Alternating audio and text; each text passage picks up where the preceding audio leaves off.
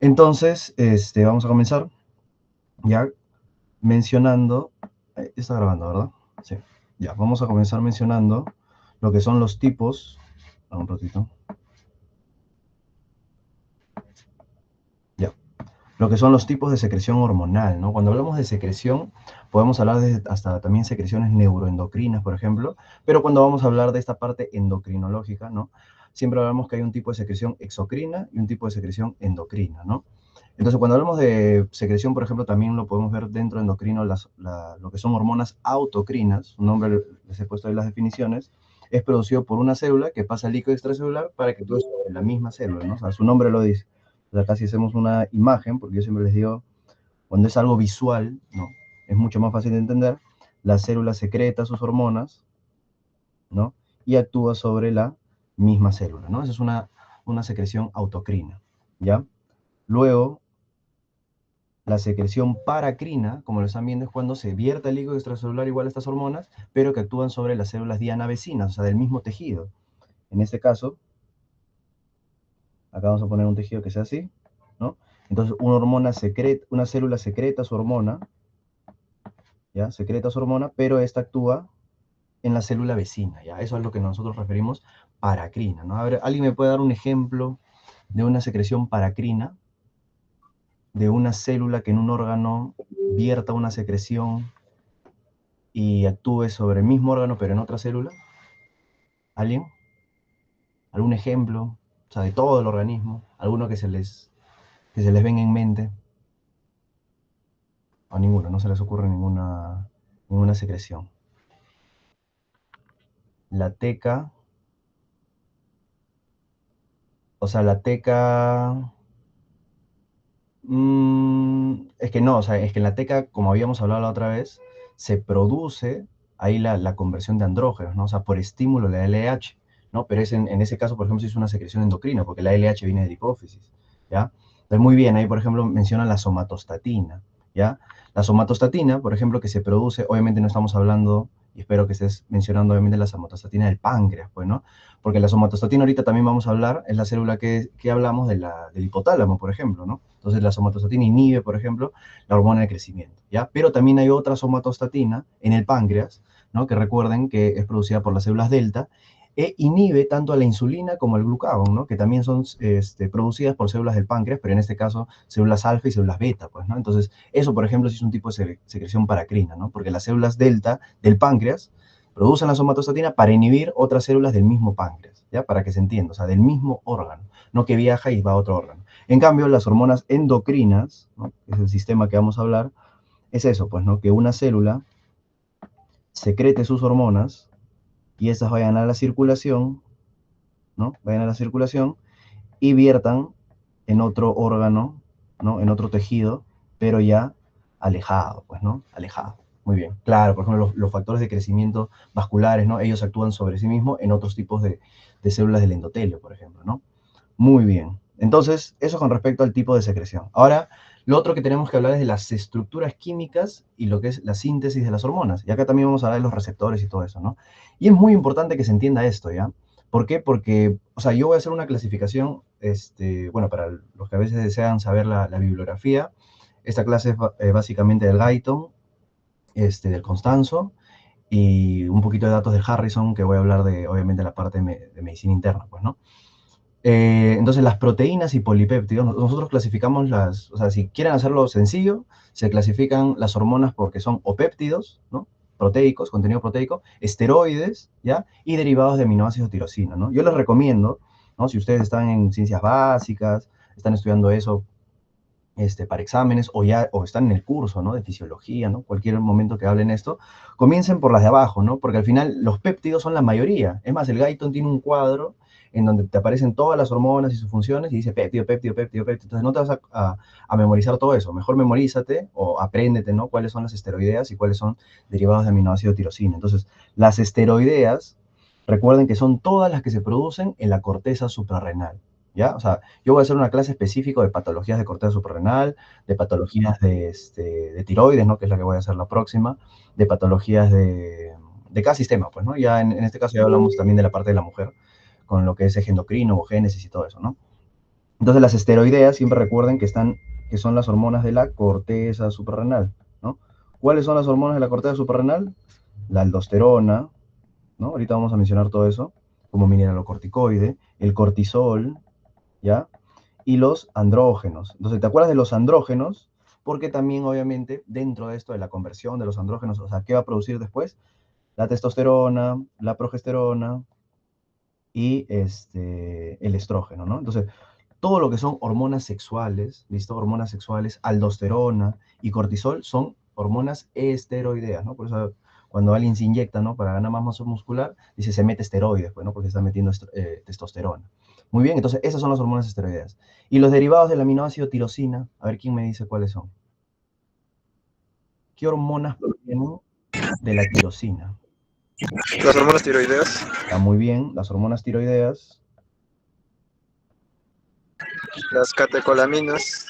y las catecolaminas. Bueno, obviamente las catecolaminas son dopamina, noradrenalina, adrenalina, ¿no? Solo que unas se activan por la vía dopa y otra por la vía adrenérgica, pues, ¿no? Entonces, miren estas cosas, por ejemplo, yo ahora que estoy enseñando bioquímica, justo están viendo la parte de los aminoácidos, entonces digo, de ahí parte que sepan eso, ¿no? O sea, porque en un futuro va a servir mucho eso con respecto a la tirosina. Entonces, obviamente eso después se habla un montón, ¿no? Porque la tirosina, o sea, ahorita estamos hablando de la parte, bueno, hormonal, bueno, he puesto las catecolaminas también, que son en sí neurotransmisores, pero es importante que lo ponga para lo que les voy a decir. Pero aparte de la tirosina, ¿qué proviene? Aparte de hormonas, ¿qué otras cosas provienen de la tirosina? Importante, que preguntan siempre en examen. La, acuérdense, melanina. Ya, la melanina proviene también del aminoácido de la tirosina. Por eso cuando te preguntan cuál es el defecto en los pacientes con albinismo, ¿no? O sea, que las personas que no tienen melanina, es por un defecto, recuerden, de la tirosina sinasa, pues, porque es la enzima que convierte la tirosina en, en melanina. ¿Ya? Porque obviamente la tirosina tiene cada vía para producir hormona tiroidea, catecolaminas, melanina, productos energéticos, etc. ¿Ya? Entonces, eso por eso le digo es muy importante. ¿Ya? Entonces, nuevamente resumiendo, los esteroideos son los de la corteza. Aldosterona, cortisol, andrógenos, o sea, todo lo que es testosterona, progesterona y progesterona. ¿Ya? Y derivados de aminoácido tirosina, las hormonas tiroideas, y bueno, vamos a meter también a las catecolaminas, pero estos no son endocrinas, acuérdense, son neurotransmisores. Por lo tanto, todo el resto que existe, del hipotálamo, del hipófisis, todo el resto de hormonas que existen, son polipéptidos, o sea, bueno, son péptidos, no son proteínas.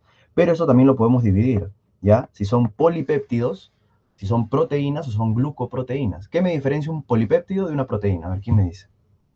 Ahora sí, esas clases como ya son fisiológicas, ¿no? Voy a tratar de preguntar más, ¿no? A ver, y La quieran cantidad de aminoácidos. la cantidad de aminoácidos. Muy bien. Entonces, los polipéptidos son aquellos que tienen pocos aminoácidos, ¿ya? Menos de 100 aminoácidos. En cambio, proteínas, ¿no? Como algo más grande, ya son aquellos que tienen más de 100 aminoácidos. ¿Listo? Ahora, mi consejo, ¿cuál se tiene que aprender primero de esta subclasificación? Las glucoproteínas, y son importantes, ¿ya? Las glucoproteínas son la FSH, la LH, o sea, las gonadotropinas, la TSH y la HCG, ¿no? O sea, la gonadotropina, corión y cumano. ¿Quién me podría decir por qué es un dato muy importante en aplicación clínica?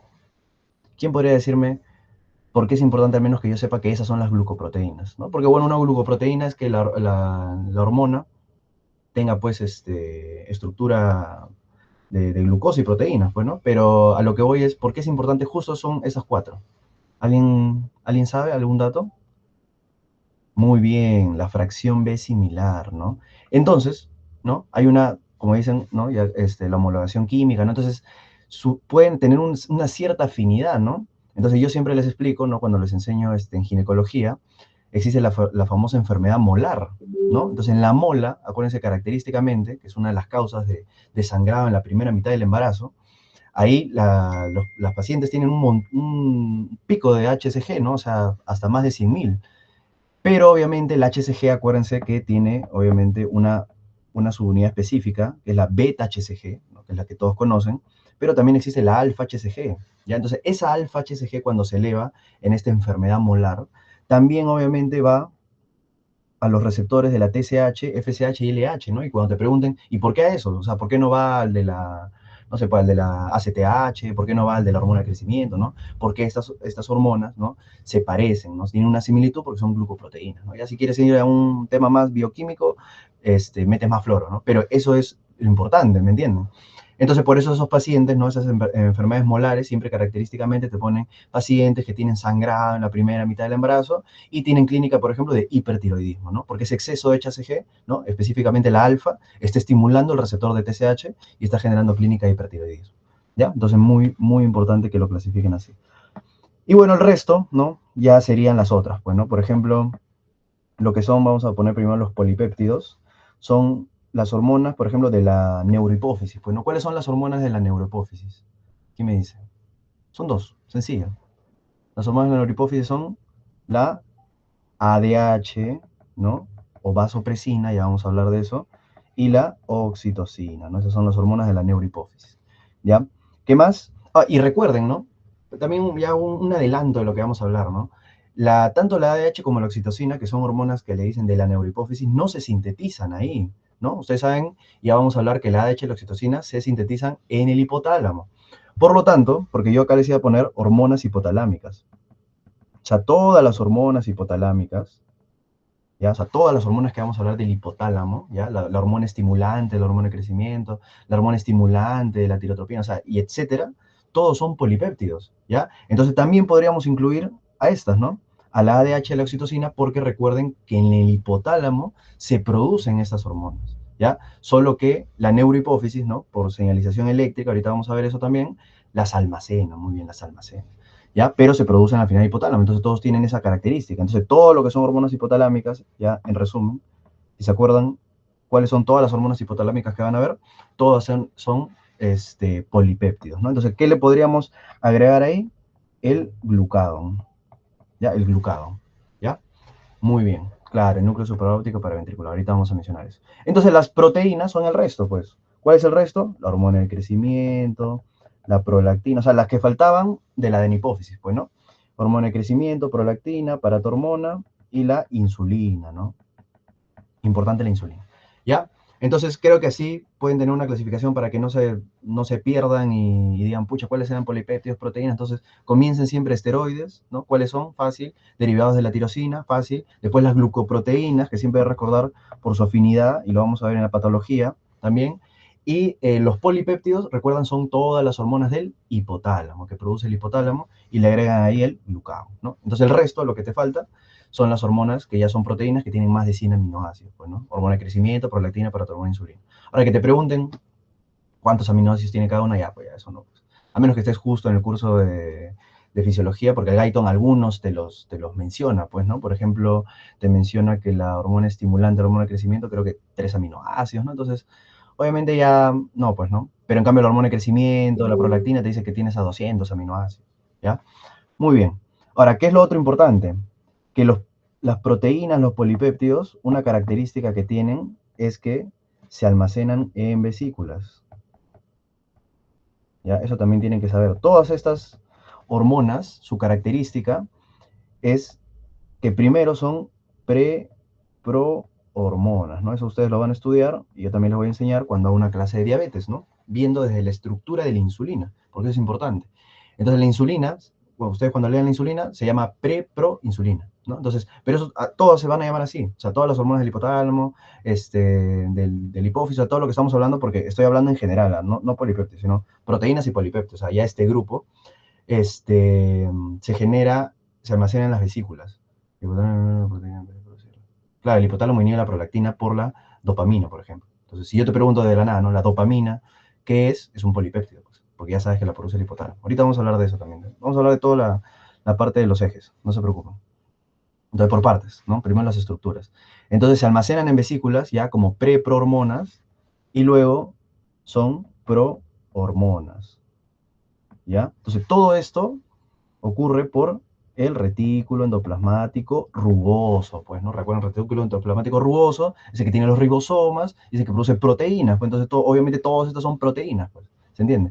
Y luego de esto, estas prohormonas, recuerden, van al aparato de Golgi, ¿y cuál es la función del aparato de Golgi? Empaquetar, pues, ¿no? Empaquetar. Entonces, cuando los empaquetan, ahí ya se convierten en hormonas con actividad biológica, ¿ya? Y ahí ya tienen su actividad. Porque cuando son pre-prohormonas, prohormonas, carecen de actividad, ¿ya? Carecen de actividad. Y eso es una de las cosas que vamos a ver con respecto a la insulina, pues, ¿no? Muy bien. Qué otro dato importante tienen que saber? Que las proteínas, recuerden, las proteínas son hidrosolubles. ¿Ya? Las proteínas son hidrosolubles. Y acá también, ¿ya? Acá puse justo las hormonas tiroideas primero, ¿ya? Porque tienen que saber, bueno, no lo pongo, ya, que todo esto, o sea, todas las hormonas esteroideas, hasta las hormonas tiroideas, son liposolubles, ¿ya? Y las catecolaminas, entonces, que lo estoy dejando acá, son hidrosolubles, ¿ya?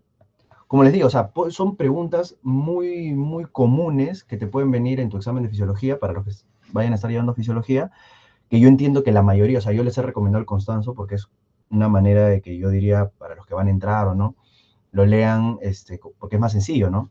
Pero ya una vez en el curso, creo que la mayoría de universidades siempre su bibliografía base es el Guyton, pues, ¿no? Y te preguntan a veces los datos del Guyton, ¿no? Entonces, básicamente también en eso estoy basando esto. Entonces, ¿por qué es importante, no? Porque si tú entiendes esto, ya obviamente ya han llevado fisiología la primera unidad, ¿no? O generalmente, bueno, en mi universidad llevamos fisiología 1 y obviamente hablamos de lo que es una sustancia hidrosoluble, liposoluble. Obviamente una sustancia liposoluble es aquella sustancia que atraviesa barreras, ¿verdad? Porque puede atravesar la membrana lipídica, ¿no? A diferencia de una sustancia hidrosoluble que no puede pasar, ¿no? Si yo te pregunto, ¿no? Por ejemplo, ¿qué hormonas, ¿no? ¿Qué hormonas van unidas a proteínas? ¿Cuál me dirían? Así cualquiera con solo esa base. Imagínense que yo no les he enseñado, o hasta ahora no leen la parte de qué hormonas son transportadas por proteínas. Pero ¿cuál podrían decir ustedes que es una hormona transportada por proteínas? ¿Qué me dice? De todas estas que estamos viendo, ¿qué hormonas serían transportadas por proteínas?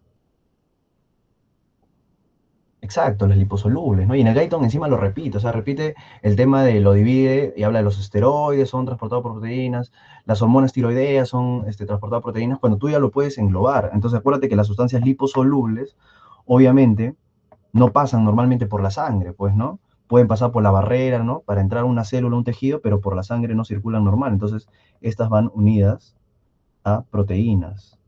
¿Ya? Por lo tanto, también, ¿no? La diferencia de efectos que tiene cada hormona es distinto, porque generalmente las que están unidas a proteínas, siempre recuerden, tienen un mayor tiempo de vida media, ¿no? Es lo que hablamos cuando algo, o sea, una hormona se aleja de la proteína, tiene su actividad, pero mientras está unida a una proteína, acuérdense que las hormonas carecen de actividad. ¿Ya? Entonces siempre todas las hormonas que son liposolubles o que veas por ahí que están unidas a proteínas o un fármaco que se une a proteínas, ¿no? Y todo esto, siempre tienen un mayor tiempo de vida media, ¿no? Y tienen una disminución de actividad biológica. Por eso vamos a ver también por qué, por ejemplo, dosamos, siempre preguntan, ¿no? ¿Qué uso, doctor? O sea, ¿qué doso, perdón? ¿T4 total, ¿no? ¿T3 total o T4 y T3 libre? Obviamente T4 y T3 libre. A mí me importa la libre porque la libre es la que está generando la actividad, no la total. ¿Se entiende? Muy bien. Y si yo te pregunto, ya se entiende eso, obviamente las hidrosolubles no utilizan proteínas para su transporte. Ahora, si yo te pregunto, todas esas hormonas, hay otro párrafo, ¿no? Otra sección del Guyton que te habla de transporte de las hormonas, ¿no? Tipos de transporte. No, perdón, ya te hablé de transporte, tipos de receptores, ¿no? Entonces yo te pregunto, ¿cuáles tú crees que sus receptores van a estar en la membrana celular del órgano diana? Pues, ¿cuáles creen? Porque cuando nosotros hablamos de estos receptores, es como que sea la célula de un tejido y este es el núcleo, pues, ¿no? Entonces las hormonas pueden actuar en la membrana, pueden actuar en el citoplasma y pueden actuar en el núcleo, ¿ya? Entonces, ¿cuál creen? Claro, T4 se convierte en T3 para que es la hormona activa, ¿ya? Pero eso lo vamos a hablar en las hormonas tiroideas, sino que yo les estoy explicando el tema de T4 total, T4, o sea, hablo de ambas, T4, entre un T4 y T3 total y un T4 y T3 libre, obviamente vamos a pedir libre, ¿no? Ya es otra cosa que por qué pido o por qué es mejor pedir T4 que T3, porque el T3 genera la actividad, ¿no? Es el que tiene más actividad, pero la T4 es la que tiene más tiempo de vida media. ¿Ya? Bueno, eso todo lo vamos a hablar en la clase de fisiología tiroidea y patología tiroidea. ¿Ya? Entonces, ¿Cuáles actuarían en la membrana? No, pues no las liposolubles. Recuerden que las liposolubles, ¿no? Son las que pueden penetrar la barrera, ¿no? La membrana lipídica, ¿no? O sea, la membrana de la célula. Entonces, las liposolubles, en otras palabras, las liposolubles pueden atravesar esto. Entonces, sus receptores o van a estar en el citoplasma o van a estar en el núcleo. Por lo tanto, las hormonas que tienen su actividad en la membrana, ¿no? En la superficie de la membrana, son las hidrosolubles, ¿ya? Porque como son hidrosolubles, ellas no van a poder entrar, pues. No van a poder entrar a la célula. Entonces sus receptores, por lógica, tienen que estar afuera, ¿ya? Entonces nunca van a olvidar eso. Y de acá, típica pregunta, ya, entonces ya, doctor, sé que las liposolubles sí entran a la célula, pero ¿cómo sé cuáles su receptor está en el citoplasma y cuál su receptor está en el núcleo? La típica pregunta de fisiología es, la única hormona, ¿no? Que tiene su receptor a nivel nuclear, ¿cuál es? ¿Quién me dice? De todas estas. O bueno, de las liposolubles, pues, ¿no? Muy bien, las hormonas tiroideas, ¿no? En el núcleo, las hormonas tiroideas. Por lo tanto, en el citoplasma, ¿no? Estarían los esteroides. Los esteroides. ¿Ven? Y de esa manera se entiende fácil la clasificación, ¿no? ¿Por qué es importante dividirlos así? Ya sabes lo que es hidrosoluble, liposoluble, ¿no? El receptor, etcétera, ¿ya? Muy bien. Entonces, ¿queda claro, chicos? ¿O ha quedado alguna duda de esa parte de la estructura química? Y bueno, el tema de transporte y los receptores. Ha quedado bien claro, ¿verdad? Muy bien. Entonces, no olviden pregunta examen, ¿no? ¿Dónde se ubica el receptor de la hormona tiroidea? En el núcleo, ¿no? Ya saben cuáles se quedan en el receptor de la membrana y cuáles se quedan en el citoplasma. Muy bien. Luego hablamos de las liposolubles actúan dentro, ¿no? O en el citoplasma o en el núcleo, ¿no? Y es lo que digo, en el núcleo las hormonas tiroideas, en el citoplasma los esteroides, ¿no? O sea, todos los que hemos dicho los esteroides. Ya, lo otro importante, creo que lo más importante de la base de endocrinología es el sistema hipotálamo hipoficiario, ¿no?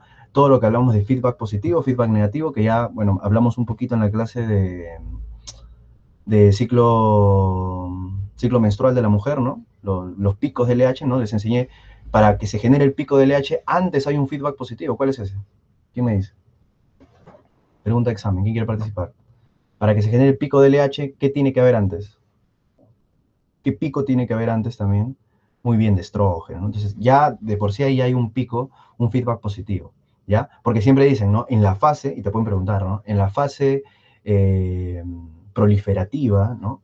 O fase folicular, que es la primera fase, ¿no? Del día 5 al día 14, ¿no? Después de la menstruación, ¿qué tipo de feedback o, claro, qué tipo de retroalimentaciones hay en el eje hipotálamo hipoficiario, ¿no? Entonces, generalmente hay feedback positivo, ¿no? Tanto de la parte de la hormona folículo estimulante para estimular a los folículos a que produzcan más estrógenos, y también el feedback positivo del mismo estrógeno para estimular el pico de LH, ¿ya? No olviden eso. Muy bien, entonces, nosotros siempre tenemos que tener esto en cuenta, pues, ¿no? Cuando hablamos del eje hipotálamo hipoficiario, es porque la vía que comienza todo es el hipotálamo, ¿ya? De ahí, el hipotálamo genera estímulo, ¿no? A células de la hipófisis, ¿ya? Porque también tiene sus hormonas, y esta va a generar un estímulo a la glándula diana, ¿no? ¿Qué hablamos de glándula diana? Si estamos hablando de la corteza suprarrenal, si estamos hablando de la glándula tiroidea, si estamos hablando de las gónadas, ¿no? Entonces, son tres compartimientos. Entonces, siempre es lo que hablamos nosotros, que si, por ejemplo, habría una patología a este nivel, o sea, en la glándula diana, acá decimos que es un problema primario, ¿ya? Un problema primario. Si hay un defecto en la hipófisis, acá decimos que es un problema secundario, ¿ya? Y si hay un problema en el hipotálamo, acá decimos que es un problema terciario. ¿Muy bien? ¿No? Muy diferente, no lo van a confundir cuando hablamos de amenorrea, ¿no? Ya les había enseñado. En amenorrea, ahí hablan de 4 compartimientos, ¿no? Porque el primer compartimiento ahí no arranca desde la gónada, ¿no? El primer compartimiento hablamos del canal uterino, ¿no? Segundo compartimiento ahí recién es la gónada, o sea, el ovario, de ahí la hipófisis y el hipotálamo, ¿no? Pero obviamente en la mayoría de ejes que vamos a ver, siempre el defecto primario es la glándula diana, ¿no? A veces, y no quiero que se confundan, cuando hablamos de panhipopituitarismo, ¿no? O un problema de la hipófisis, ya no se dice, por ejemplo, o sea, si yo te digo, ¿no? Un panhipopituitarismo secundario, ¿qué sería eso? ¿O cómo lo tomarían ustedes? ¿Un problema en hipófisis o un problema en hipotálamo? ¿Quién me dice?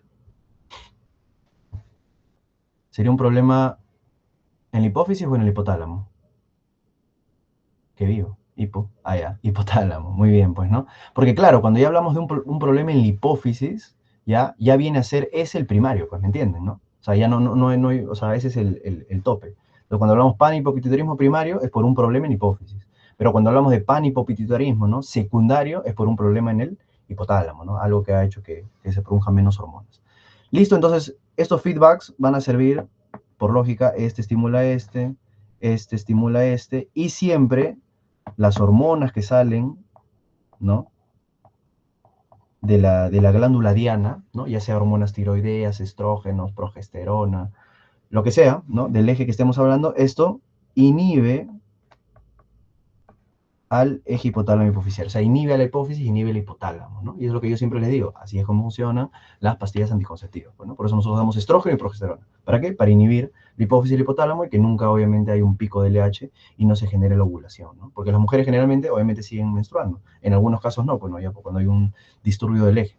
Pero es para eso, pues, ¿no? Muy bien. Entonces, eso queda claro, ¿no? O sea, tiene que quedar muy claro para, o sea, yo entiendo que acá también hay muchos que ya están en la parte clínica, ya lo entienden muy bien, pero sobre todo para los chicos de fisiología, ya, o esta clase, bueno, se va a subir también para los que están llevando fisiología y recién están viendo este tema, tiene que quedar algo muy claro, porque en esto se basa, cuando hablamos de estas preguntas de endocrino, a mí me gustan mucho porque son fisiológicas, netamente fisiológicas, no es memorizar, ¿ya? Entonces, si a ti te dicen, ¿no? Se encuentra un paciente con hipogonadismo, ¿no? Digamos hipogonadismo, ¿no? Disminución de los caracteres sexuales, en donde se encuentra un aumento de LH, ¿no? Y con aumento de FSH, ¿no? Se ven estos elevados. Y las hormonas, ¿ya? Las hormonas, el estrógeno, la progesterona, o sea, yo generalmente subo, ya saben la dinámica, chicos, ¿no? Yo les comparto la clase a los que siguen la dinámica. Y bueno, yo ya subo la clase pues ya mucho tiempo después, ¿no? O sea, ya veo cuando generalmente libero videos de los que he hecho hace mucho tiempo, ¿no? Entonces, y estrógeno y progesterona, por ejemplo, disminuidos, ¿no? Entonces, tú sabes, o ya te está hablando de un hipogonadismo, ¿verdad? Pero si tú ves que la LH y la FSH están aumentadas, o sea, las hormonas que son de la hipófisis, que ahorita vamos a hablar, ¿no? Están aumentadas, es porque lo está compensando. Entonces ahí hablamos nosotros que el disturbio es acá, pues, ¿no? Entonces un hipogonadismo primario, hipogonadismo primario, muy bien, o hipogonadismo hipergonadotrópico, ¿no? Porque ¿qué significa un hipogonadismo hipergonadotrópico? Que están disminuidas las gónadas, ¿no? Las hormonas gonadales, pero las gonadotropinas están aumentando sus niveles para compensar, ¿se entiende? ¿No? En cambio, si ven un paciente con disminución de caracteres sexuales, pero te dice que la LH, FSH están disminuidas también, ahí entonces el problema es desde arriba, desde la hipófisis, ¿no? Entonces ahí hablamos de un hipogonadismo secundario, ¿no? O también llamado hipogonadismo hipogonadotrópico, ¿ya? Por ejemplo, el síndrome de Turner, entonces, ¿qué tipo de hipogonadismo sería? ¿Hipogonadotrópico o hipergonadotrópico? A ver, ¿quién me dice? Muy bien, es un hipogonadismo hipergonadotrópico, pues, ¿no? Porque ahí la afectación es una disgenesia gonadal, ¿no? Entonces el ovario no produce bien hormonas y la FSH y la LH comienzan a compensar. Pero si yo te digo, por ejemplo, en el caso de la menopausia, ¿no? La menopausia. No, bueno, no hablaríamos de hipogonadismo, ¿no? Pero si nos metemos por ese tema, ¿no? ¿Qué problema sería en la menopausia? ¿Sería un problema primario o secundario? O sea, si te dicen un problema, ¿es un problema gonadal primario o secundario en la menopausia? ¿Quién me dice? Claro, primario igual, ¿no? Porque, bueno, ya el que sabe la teoría, obviamente sabe que es una disminución de las reservas ováricas, pero siempre recuerden que disminuyen, ¿no? El estrógeno, la progesterona, y un criterio diagnóstico es la FSH mayor a 40, pues, ¿no? Entonces, siempre cuando vean un problema primario, o estamos hablando de un promedio de algún lugar, ¿cómo se van a dar cuenta ustedes de si el trastorno es abajo, arriba, ¿no? Porque si esto está disminuido, tú al toque ves las hormonas de arriba, ¿no? Respecto al eje que vamos a ver, ¿no?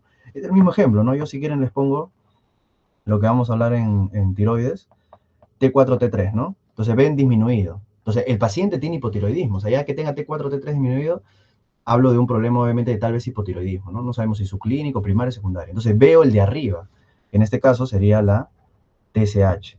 Entonces si yo ya veo acá la TSH aumentada, ya sé que esa TSH me quiere compensar mi disminución de hormonas. Entonces yo digo, esto es un hipotiroidismo primario, ¿entiendes? Pero si yo veo la TSH, ¿no? Que también está disminuida, ¿ya? Entonces yo digo, no, ese es un hipotiroidismo secundario, ¿no? Igual, entonces esto aplica para todos los ejes, ¿no? Si yo te digo, por ejemplo, paciente que viene con hipotensión, hipoglicemia, ¿no? Se le diagnostica insuficiencia suprarrenal, ¿ya? Y yo encuentro cortisol disminuido y ACTH aumentada. ¿Qué tipo de insuficiencia suprarrenal es esa? ¿Cuál sería? ¿Mm? A ver, ¿sería primaria o secundaria? Primaria, pues primaria, obvio, ¿no? Porque hay un déficit de hormonas de la corteza suprarrenal, en este caso el cortisol, podemos ver también disminución de testosterona, ¿no? Pero la ACTH está aumentando, ¿no? De la hipófisis porque quiere compensar. Entonces es un problema primario. Pero si ya yo veo un ACTH, pues no, también disminuido, ahí eso es una insuficiencia suprarrenal secundaria, ¿ya? Entonces, creo que queda bien claro el tema de los ejes, ¿ya? El tema de los ejes es muy importante, es netamente fisiología, no es memorizar. ¿Muy bien? Ya. Entonces ahora vamos a hablar de lo que es la hipófisis, ¿no? Y la relación hipotalámica, ¿ya? Bueno, acá básicamente, porque acá les voy a hablar más, les tengo preparado como un resumen ya de todo esto, es la conexión que hay, ¿no? Que te pueden preguntar. El hipotálamo se conecta con la hipófisis, acuérdense, o también llamado adenohipófisis. Bueno, acá está, ¿no? Hipófisis anterior o adenohipófisis, ¿no? Te pueden preguntar, ¿no? Preguntas en biología. ¿De dónde deriva la adenohipófisis? ¿De dónde deriva la adenohipófisis? A ver, ¿quién me dice? Típica pregunta.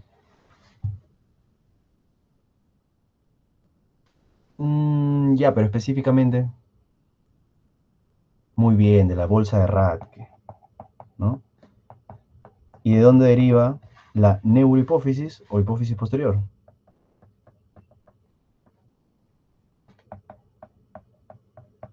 De una invaginación.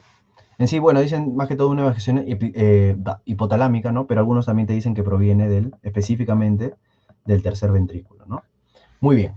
Entonces, la adenohipófisis, como les decía, la adenohipófisis sintetiza, almacena y secreta sus hormonas, ¿no? ¿Cuáles son las hormonas de la adenohipófisis? ¿No? Importantísimo, todas las que están viendo acá, pues, ¿no? La tirotropina, ¿no? Que es la TSH, la hormona del crecimiento, que es la GH, ¿ya? La corticotropina, que es la ACTH, la hormona estimulante del folículo, que es la FSH, ¿no? O folículo estimulante, y la luteinizante, que es la LH, ¿no? Y obviamente, la prolactina, que es su nombre. Las abreviaturas, ¿no? Puede ser ACTH o ACH, ojo, es lo mismo. Las abreviaturas es importante que se las sepan. No se confíen en que los exámenes les van a poner aumento, hormona de crecimiento, porque ya he visto que a veces se equivocan por el tema de que no saben la abreviación, ¿ya? Y recuerden siempre que las hormonas hipotalámicas, ¿ya? Porque acá vamos a ver, ¿cuáles son las hormonas hipotalámicas entonces? Recuerden, como en la hipófisis hay 6, ¿ya? En hipotálamo también hay 6. Entonces siempre son liberadoras, por ejemplo. La hormona liberadora de la hormona del crecimiento, ¿ya? Pero ¿cómo se llama esa? GHRH. Ya mejor lo pongo acá.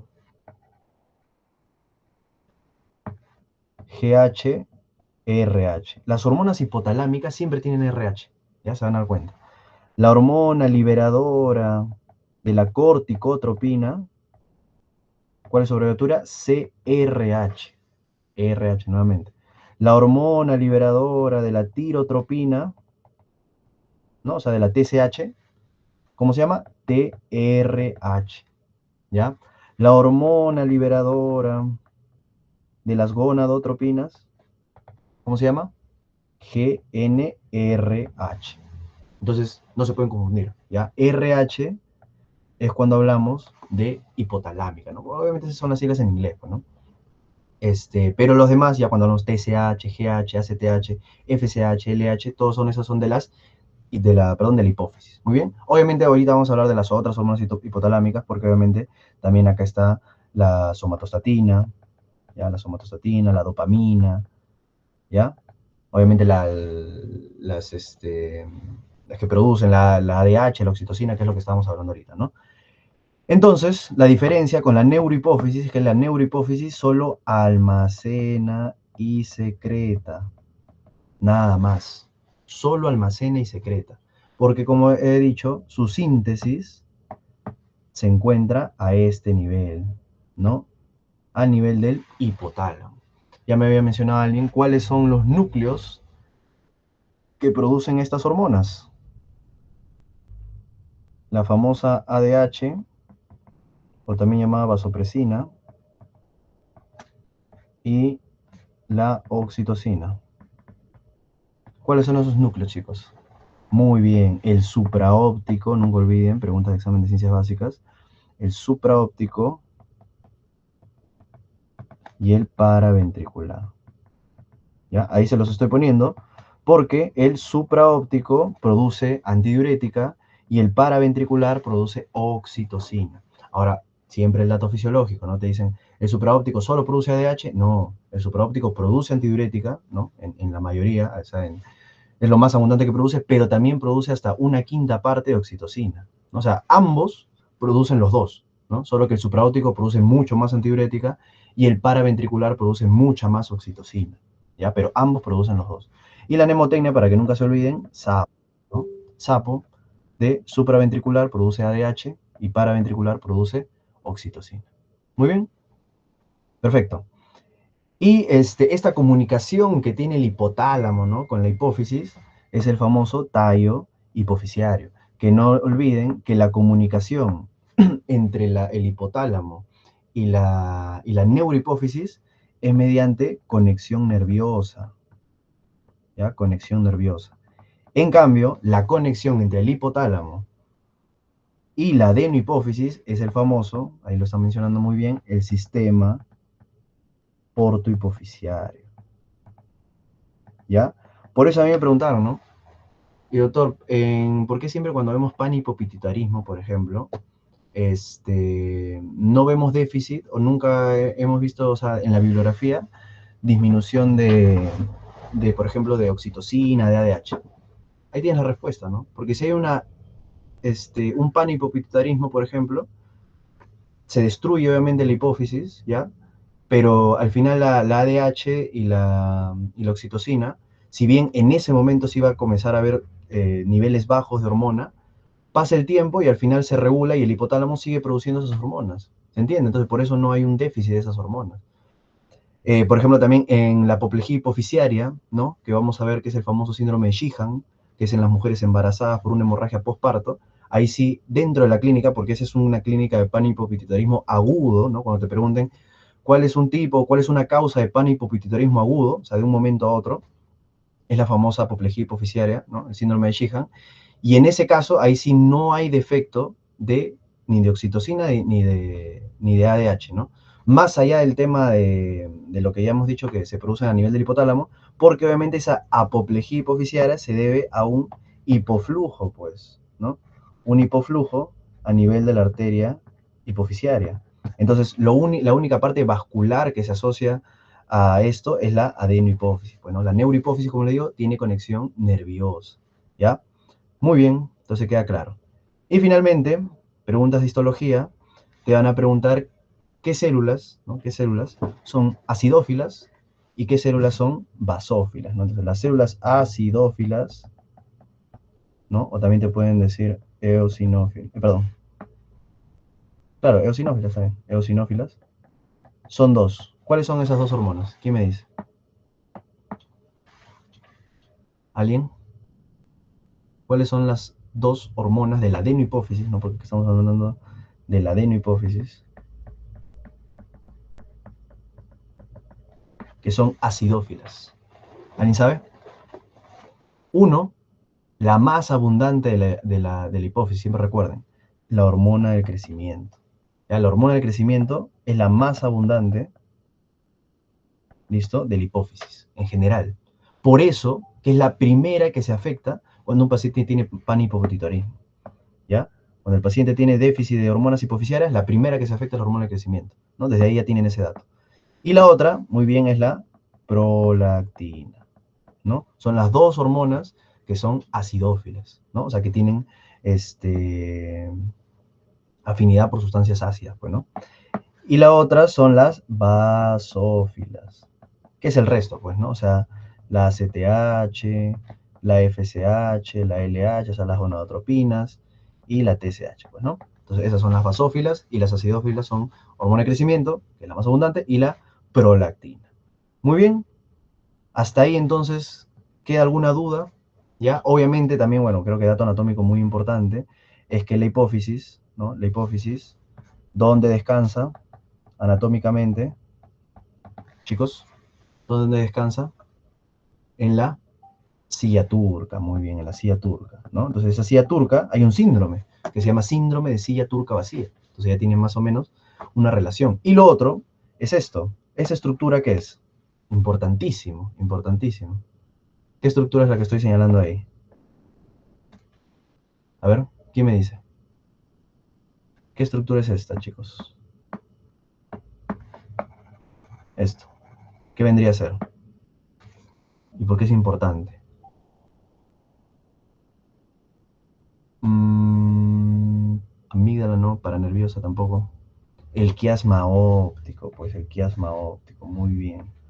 Entonces, eso es muy importante, demasiado importante, porque cuando hay adenomas, que es las patologías que ahorita vamos a hablar, ¿no? Los adenomas hipofisiarios, cuando son muy grandes, o sea, llegan a crecer tanto que comprimen el quiasma óptico y generan un deterioro visual característico, que es pregunta de examen, ¿no? Que es la hemianopsia heterónima bitemporal, pues, ¿no? O sea, pierdes la vista de los dos campos temporales, o sea, de los dos campos de los costados, ¿no? Y para eso obviamente tendrían que saber por fisiología la vía del nervio óptico, pues, ¿no? Que ahorita se los voy a enseñar también para que sepan de dónde viene, ¿ya?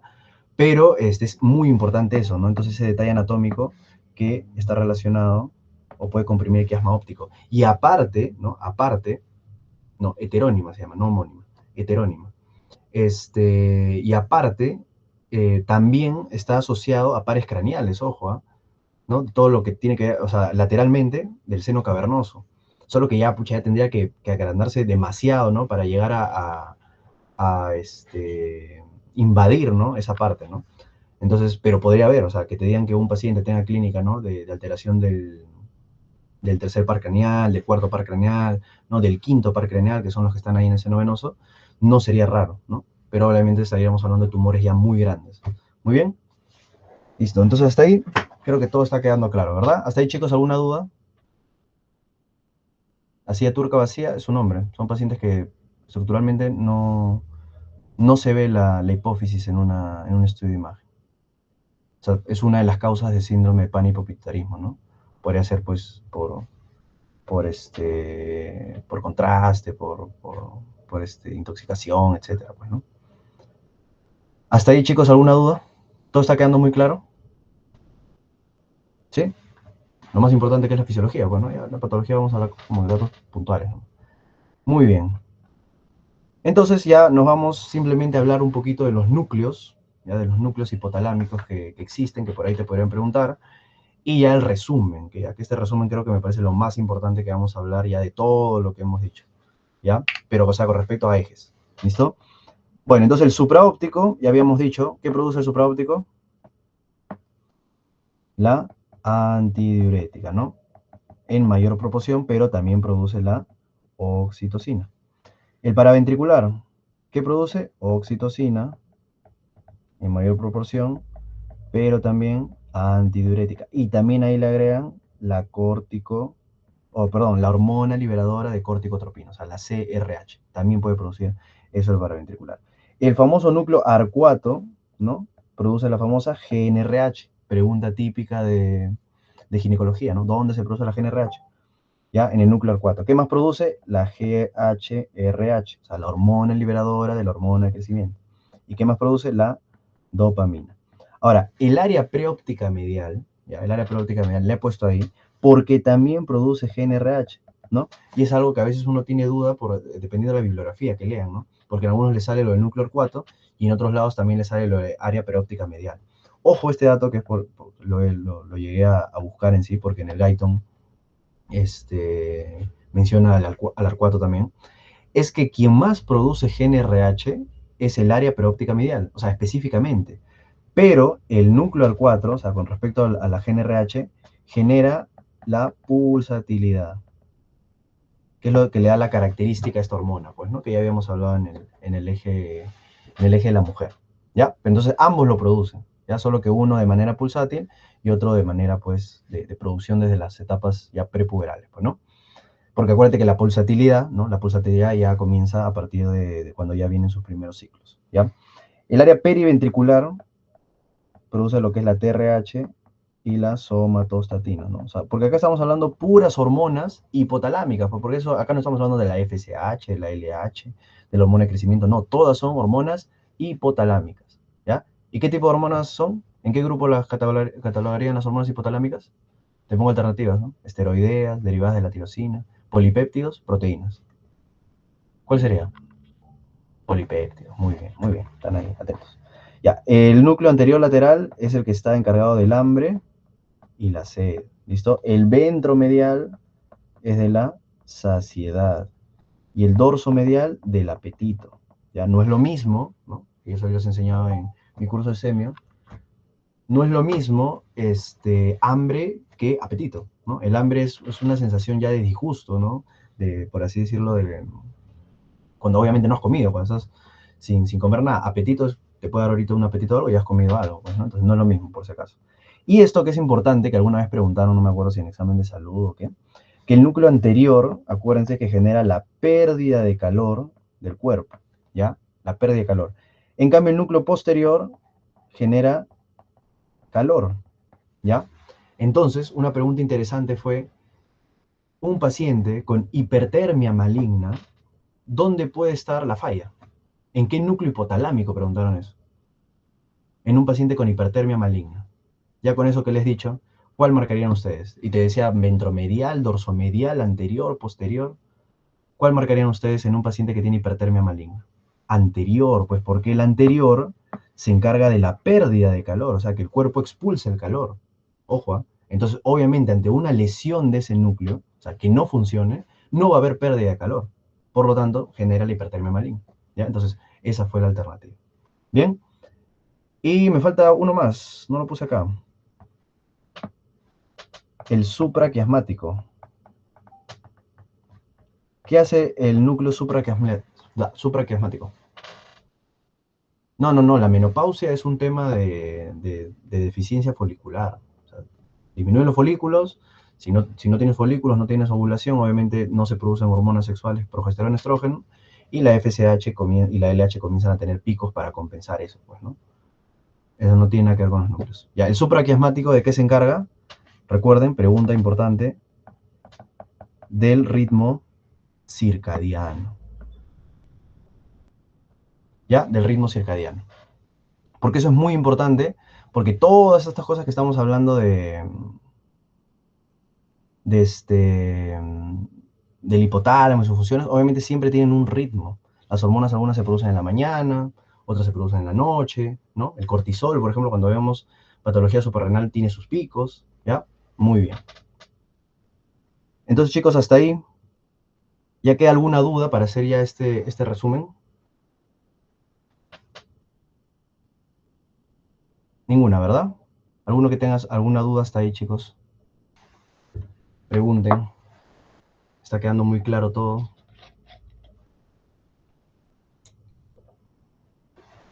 Se me sacó la garganta. Ya. Entonces continuemos. Ya tengo un curso de semio. Mi curso de semio es con base bibliográfica del Argente, de la última edición del Argente. Ahí les enseño desde redacción de historia clínica, anamnesis, y todo lo que es sistema por sistema, ¿no? Cardiovascular, respiratorio, urológico, hasta locomotor. ¿Ya? Muy bien. Entonces, para hacer resumen hipotálamo hipoficiario, tenemos primero, vamos a hablar del, acá, hipotálamo, ¿ya? Acá vamos a hablar del hipófisis. Y ya creo que eso basta. Ya, entonces, hipotálamo, me escriben a mi cuenta de Instagram, normal, y si desean información del curso para que les pase. Ya, el hipotálamo produce la hormona liberadora de la hormona de crecimiento, ¿no? La GHRH. Muy bien. Y obviamente acá va a estar la hormona de crecimiento. ¿Listo? ¿Qué más hay en el hipotálamo? La GNRH, ¿no? O sea, la hormona liberadora de las gonadotropinas, ¿verdad? ¿Cuáles son las gonadotropinas? FSH, LH. ¿Ya? Pero mejor lo voy a poner acá porque justo va a ser una conexión y no quiero hacer un chambullo. ¿Ya? ¿Qué más tenemos? La hormona liberadora de tirotropina y la TSH, ¿no? Acá tenemos a la dopamina y a la prolactina. ¿Listo? Me creo que puse todos. 1, 2, 3. Ah, no, me faltó, perdón. Y finalmente la CRH, que es la hormona liberadora de tirotropina, estimula a la tirotropina. ¿Ya? Queda claro. O sea, ya estoy poniendo las abreviaturas porque ya ustedes han entendido. Entonces, en el hipotálamo tenemos la hormona liberadora, la hormona de crecimiento, la hormona liberadora de tirotropina, la hormona liberadora de gonadotropinas, la dopamina, ya que lo voy a poner de rojo. Ahorita les voy a decir por qué. La dopamina y la hormona liberadora de corticotropina, ¿no? Y en la hipófisis tenemos a la hormona de crecimiento, a la tirotropina, a la TSH, a las gonadotropinas, a la FSH-LH, a la prolactina, ¿no? Y a la corticotropina, a la ACTH. Queda claro, ¿verdad? Muy bien. La hormona de crecimiento estimula, perdón, la hormona liberadora del hormona de crecimiento estimula, lo voy a poner de verde, ¿eh? Para que ponga de verde lo estimulante y de rojo lo que no estimulante. Ya, la hormona liberadora, ay, Dios. Ya, la hormona liberadora estimula a producir hormona de crecimiento. La hormona estimuladora de tirotropina estimula a producir tirotropina, ¿no? O el receptor de tirotropina. La hormona liberadora de gonotropinas estimula la producción de gonotropinas. La hormona liberadora de corticotropina estimula la producción de corticotropina. Pregunta típica de examen. El único feedback negativo que hay entre el hipotálamo y la hipófisis es con respecto a la prolactina. Nunca olviden eso. La prolactina tiene un feedback negativo, ¿no? Por eso te dicen, en caso de que haya una falla hipotalámica, ¿no? En algún momento lo he visto en una pregunta de NAMA, ahora hace poco, en un paciente con una falla hipotalámica, ¿cuál de las hormonas hipofisiarias estaría en valores aumentados? La prolactina, pues porque si tienes un tumor, ¿no? O por radiación o qué sé yo, que afecte el hipotálamo, todas las hormonas van a disminuir, o sea, todas las hormonas de la adenohipófisis van a disminuir sus valores, pues, ¿no? Porque siempre son estimuladas por el hipotálamo. Pero la única que tiene un feedback negativo es la prolactina, pues. Por lo tanto, esa prolactina, como ya no va a tener un feedback negativo, va a aumentar sus valores. Muy bien. Ya. ¿Qué más? Entonces ya con eso se entiende eso, ¿no? La hormona de crecimiento, ahorita vamos a hablar bien de la hormona de crecimiento porque de esta vamos a hablar obviamente dentro de patología hipofisiaria porque obviamente cada uno tiene su esto. Esta ya hicimos la clase porque obviamente hemos hablado de todo lo que es ciclo hormonal, desde el ovogénesis y todo eso. Vamos a hacer una clase de patología tiroidea específicamente y les voy a hacer otra clase de patología adrenal, pues, ¿no? Entonces, la hormona de crecimiento a nivel hepático, recuerden, a nivel hepático, genera los péptidos similares a la insulina, ¿no? El famoso IGF-1, ¿no? Entonces, tanto la hormona de crecimiento como el IGF-1 ya van a actuar a nivel, ¿no? De los huesos, de las macromoléculas. Ahorita vamos a hablar de eso, ¿ya? Porque vamos a hablar, obviamente, de las funciones específicamente de la hormona de crecimiento. La TSH, ¿no? Obviamente va a ir a la tiroides y va a producir pues T4, T3, ya vamos a ver cómo se producen las hormonas tiroideas, etc. ¿No? La FSH y la LH dependiendo, ¿no? Si es varón, ¿ya? Testículos. Y un ovario, pues, ¿no? Dependiendo si es varón o mujer, produce testosterona o progesterona y estrógenos, ¿no? Eso ya también hemos visto todo eso. Y la prolactina, recuerden que va a los acinos mamarios. Pregunta, acinos mamarios. ¿Ya? Va a los acinos mamarios y genera la producción de leche materna. ¿Ya? La producción de leche materna. Y la ACTH, ¿a dónde va? A la corteza suprarrenal, ¿no? Que la corteza, recuerden, tiene su zona glomerular en orden, pues, ¿no? De lo más externo a lo más interno. Tiene su zona glomerular, tiene su zona fascicular y tiene su zona reticular, ¿no? Entonces, la zona glomerular produce mineralocorticoides, ¿no? La famosa aldosterona, ¿no? Pero ustedes deben saber en general que produce mineralocorticoides. La zona fascicular, el más importante, el cortisol. Y la zona reticular, los andrógenos, ¿verdad? Entonces, ahí tienes un resumen de todo lo que es la parte hipotálamo hipoficiario, pero ahora hay que ver también feedbacks negativos que hay entre estos sistemas. Como yo les enseñé la otra vez, jamás una hormona del mismo compartimiento, vamos a decirle, jamás va a inhibir a una del mismo compartimiento. ¿Ya? Siempre se inhiben o entre el hipotálamo y la hipófisis o entre la hipófisis y el hipotálamo, ¿no? Entonces acá, por ejemplo, también podemos agregar una más del hipotálamo, ¿no? Que es la somatostatina. La somatostatina inhibe a la hormona del crecimiento. ¿Ya? Nunca olviden eso, es un dato muy importante que lo vamos a ver en las patologías. ¿Ya? Entonces, la somatostatina inhibe a la hormona de crecimiento. ¿Ya? Y por eso les digo siempre que tenemos dos somatostatinas, pues, ¿no? A nivel hipotalámico, que inhibe la hormona de crecimiento, y la que conocemos a nivel del páncreas, que me dieron el ejemplo de función paracrina, que inhibe a la insulina, o bueno, a las células beta y a las células alfa, para que no se produzca insulina ni glucagón, ¿no? Muy bien. Aquí, ¿por qué puse la TRH junto a la GNRH? Porque la TRH, les había explicado, esto también lo vimos en la clase de ciclo de la mujer, inhibe a las gonadotropinas, ¿no? Por eso yo les dije ser el porqué por qué los problemas tiroideos te dicen que es causa de amenorrea, pues, ¿no? Porque el famoso hipotiroidismo, ¿no? Porque generalmente el hipotiroidismo es primario, y bueno, si quieren, en segunda frecuencia es el secundario, que es un problema en la hipófisis. En ambos casos, ¿no? Como es hipotiroidismo, la TRH siempre va a estar aumentada por querer compensar, y eso obviamente genera un feedback negativo a nivel de las gonadotropinas y genera amenorrea, ¿ya? Entonces, muy importante. Y la prolactina, ¿no? La prolactina inhibe a la GnRH, ¿verdad? Por eso que, obviamente, la lactancia materna, ¿no? La mujer que está dando de lactar, se considera, pues, un método anticonceptivo natural, pues, ¿no? Porque, obviamente, ellos tienen bastante cantidad de prolactina e inhiben a la GnRH. ¿Listo? Entonces, esos son los feedbacks dentro de esto que siempre deben recordar. Muy bien. Y acá, voy a borrar esto ya, porque esto lo vamos a ver acá abajo. Acá voy a hablar en un apartado para hablar de las hormonas hipofisiarias. Perdón, de la neurohipófisis. Entonces, la neurohipófisis producía, ¿cuál habíamos dicho? La antidiurética, o también llamado vasopresina, ¿no? Y produce también la oxitocina. Ya saben, ¿no? Sapo. Entonces, la antidiurética, ¿cuál es su función? Reabsorber agua a nivel del túbulo colector. Esa es la función de la vasopresina o antidiurética. Por eso se llama antidiurética, antidiuresis, ¿no? Reabsorbe todo el agua que puede en el túbulo colector, ¿no? Al final del sistema tubular. En cambio, la oxitocina, ¿no? Tiene dos funciones. La contracción uterina, ¿no? Que eso lo ven bastante, ¿no? Por eso es manejo en atonía uterina, ¿ya? ¿Y qué más? ¿Cuál es la otra función de la oxitocina? ¿Cuál es la otra función de la oxitocina, chicos?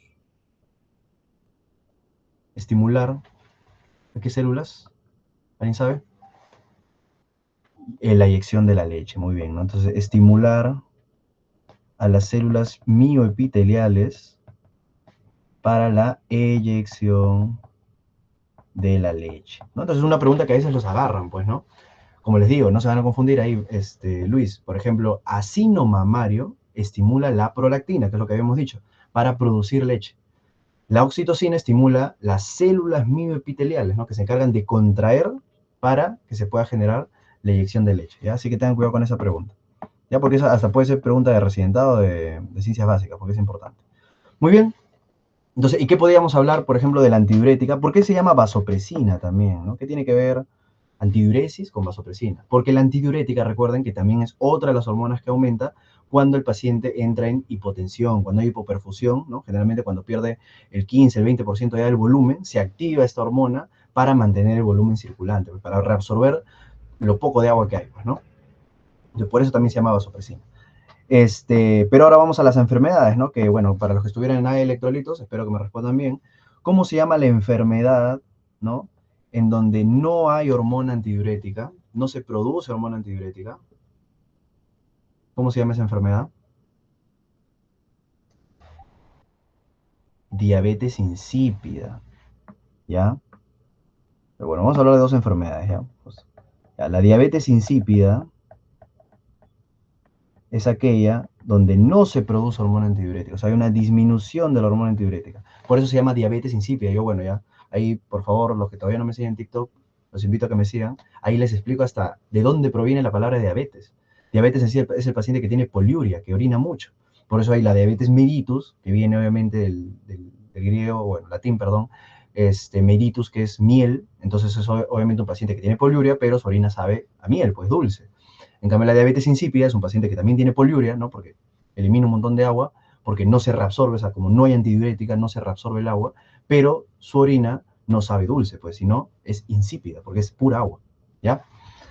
Muy bien, entonces, en la diabetes insípida hay una disminución de la hormona antidiurética. En cambio, alguien ahí había mencionado que hay otra enfermedad, está bien, ¿no? Pero que te entienda que aquí es cuando hay un aumento de hormona antidiurética, que ese sí es el SIHAT, pues, ¿no? El síndrome de secreción inadecuada de ADH, ¿no? Todo eso lo hablamos también en la clase de AGA y electrolitos. Entonces, mi pregunta, ¿no? Lo que ya les quería preguntar. ¿Cómo estará la osmolaridad en la diabetes insípida? A nivel sérico y a nivel urinario. A ver, ¿quién me dice? Por favor, los que han estado en la clase de AGA y electrolitos tienen que responder. En la diabetes insípida, la osmolaridad sérica estaría muy bien aumentada y la urinaria baja, ¿no? ¿Por qué? Porque hemos dicho, para los que no saben, no estaban en esa clase, cuando un compartimiento tiene más sodio, ¿no? O sea, más en sí, más solutos, esto es hiperosmolar. Pero cuando un compartimiento tiene más agua, esto es hiposmolar. Por lo tanto, ¿no? Ya no lo voy a escribir porque nos vamos a demorar, pero por lo tanto, obviamente en la diabetes insípida, como no hay antidiurética, no se reabsorbe agua, o sea, no reabsorbe agua a la sangre. Entonces la sangre se queda con más sodio. Entonces hay una osmolaridad aumentada. Pero en la orina se está eliminando un montón de agua, pues, ¿no? Un montón de agua que no se está absorbiendo. Entonces la osmolaridad urinaria baja, pues, ¿no? En cambio el SIHAT es todo lo contrario, porque el SIHAT se produce mucha antidiurética. Entonces se reabsorbe un montón de agua. Entonces, ¿qué pasa? Obviamente hay más agua en el cuerpo, en la sangre, porque el sodio se diluye aparte, y eso genera una osmolaridad baja, pues, ¿no? En cambio, la orina, como se está reabsorbiendo un montón de agua, la orina solo se queda cargada, pues, ¿no? También te puedes decir, ¿quién tiene orina cargada? El SIHAT, pues, ¿no? En cambio, la diabetes insípida tiene orina diluida, pues, ¿no? Entonces, muy bien, perfecto, perfecto, chicos, perfecto. Entonces, hasta ahí todo lo que es fisiología hipotálamo hipoficiaria. ¿Qué les pareció? ¿Bien? ¿Todo entendido? ¿Ninguna duda, chicos? Muy bien, qué bueno que se haya entendido. Me gusta explicar mucho fisiología endocrina, la verdad. Ya, ahora vamos a hablar de hormona de crecimiento, porque como les digo, tiene que estar dentro de la parte hipoficiaria, pues, ¿no? No lo podemos hablar como otra clase. Entonces, ¿cuáles son las funciones de hormona de crecimiento? Y acá, bueno, acá hasta les voy a lanzar otra pregunta, hipótesis, ¿no? Porque ya en la clase de femenino, les dije una hipótesis, ¿no? Con respecto a la metionina. No, perdón, a la metionina, perdón, a la melatonina, ¿no? Que puede generar bloqueo de la GnRH, ¿no? Para que hagan sus estudios de investigación.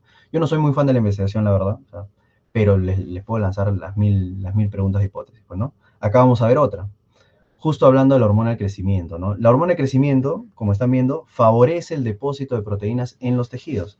O sea, genera síntesis proteica. Es por eso que es tan importante en el tema de la masa muscular, ¿no? Para los que van al gimnasio, para los que, si bien, obviamente vamos a hablar ahora, ya a nuestra edad, ya no vamos a crecer más, o sea, bueno, yo pienso que acá la mayoría ya tiene más de 18, 19, ¿no? O sea, que ya creo que ya es el máximo, hasta, bueno, en las mujeres algunos se ha visto que pueden seguir creciendo un poquito más, pero ya obviamente ya más de 20 casi no. Entonces, en el tema de la parte ósea, acuérdense que genera un aumento, acá, un crecimiento del hueso y cartílago, específicamente un aumento del cartílago Epifisario, ¿ya? ¿Qué es el cartílago epifisario? Es ese cartílago que crece obviamente cuando somos niños, pues, ¿no? Ese cartílago que va a crecer. Pero bueno, vamos a volver a lo primero, ¿no? Acuérdense que genera síntesis de proteína. Entonces nosotros ahora seguimos produciendo hormona de crecimiento, ojo, ¿no? Hay personas que pueden producir más hormona de crecimiento por sus estilos de vida y, por ejemplo, ya el hueso no crecerá a lo largo, ¿no? Porque ya no puede crecer a lo largo, pero sí crece a lo ancho y pueden generar la mandíbula más gruesa, ¿ya? Ojo. Entonces, por eso es muy importante, ¿no? Que yo digo, el tema de cuando ustedes quieran ganar masa muscular, ¿no? Para los que hagan gimnasio y quieren ganar masa muscular, no te sirve de nada tener una buena dieta e ir al gimnasio, pues no sé, todos los días, si no tienes un buen horario de sueño, chicos. Si no tienes un buen horario de sueño, es difícil, ¿ya? ¿Por qué?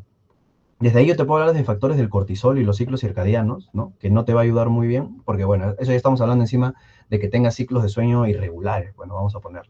Pero lo otro es el tema del síntesis de la proteína, porque en el sueño, ¿ya? Uno de los momentos en donde aumenta la secreción, ¿listo?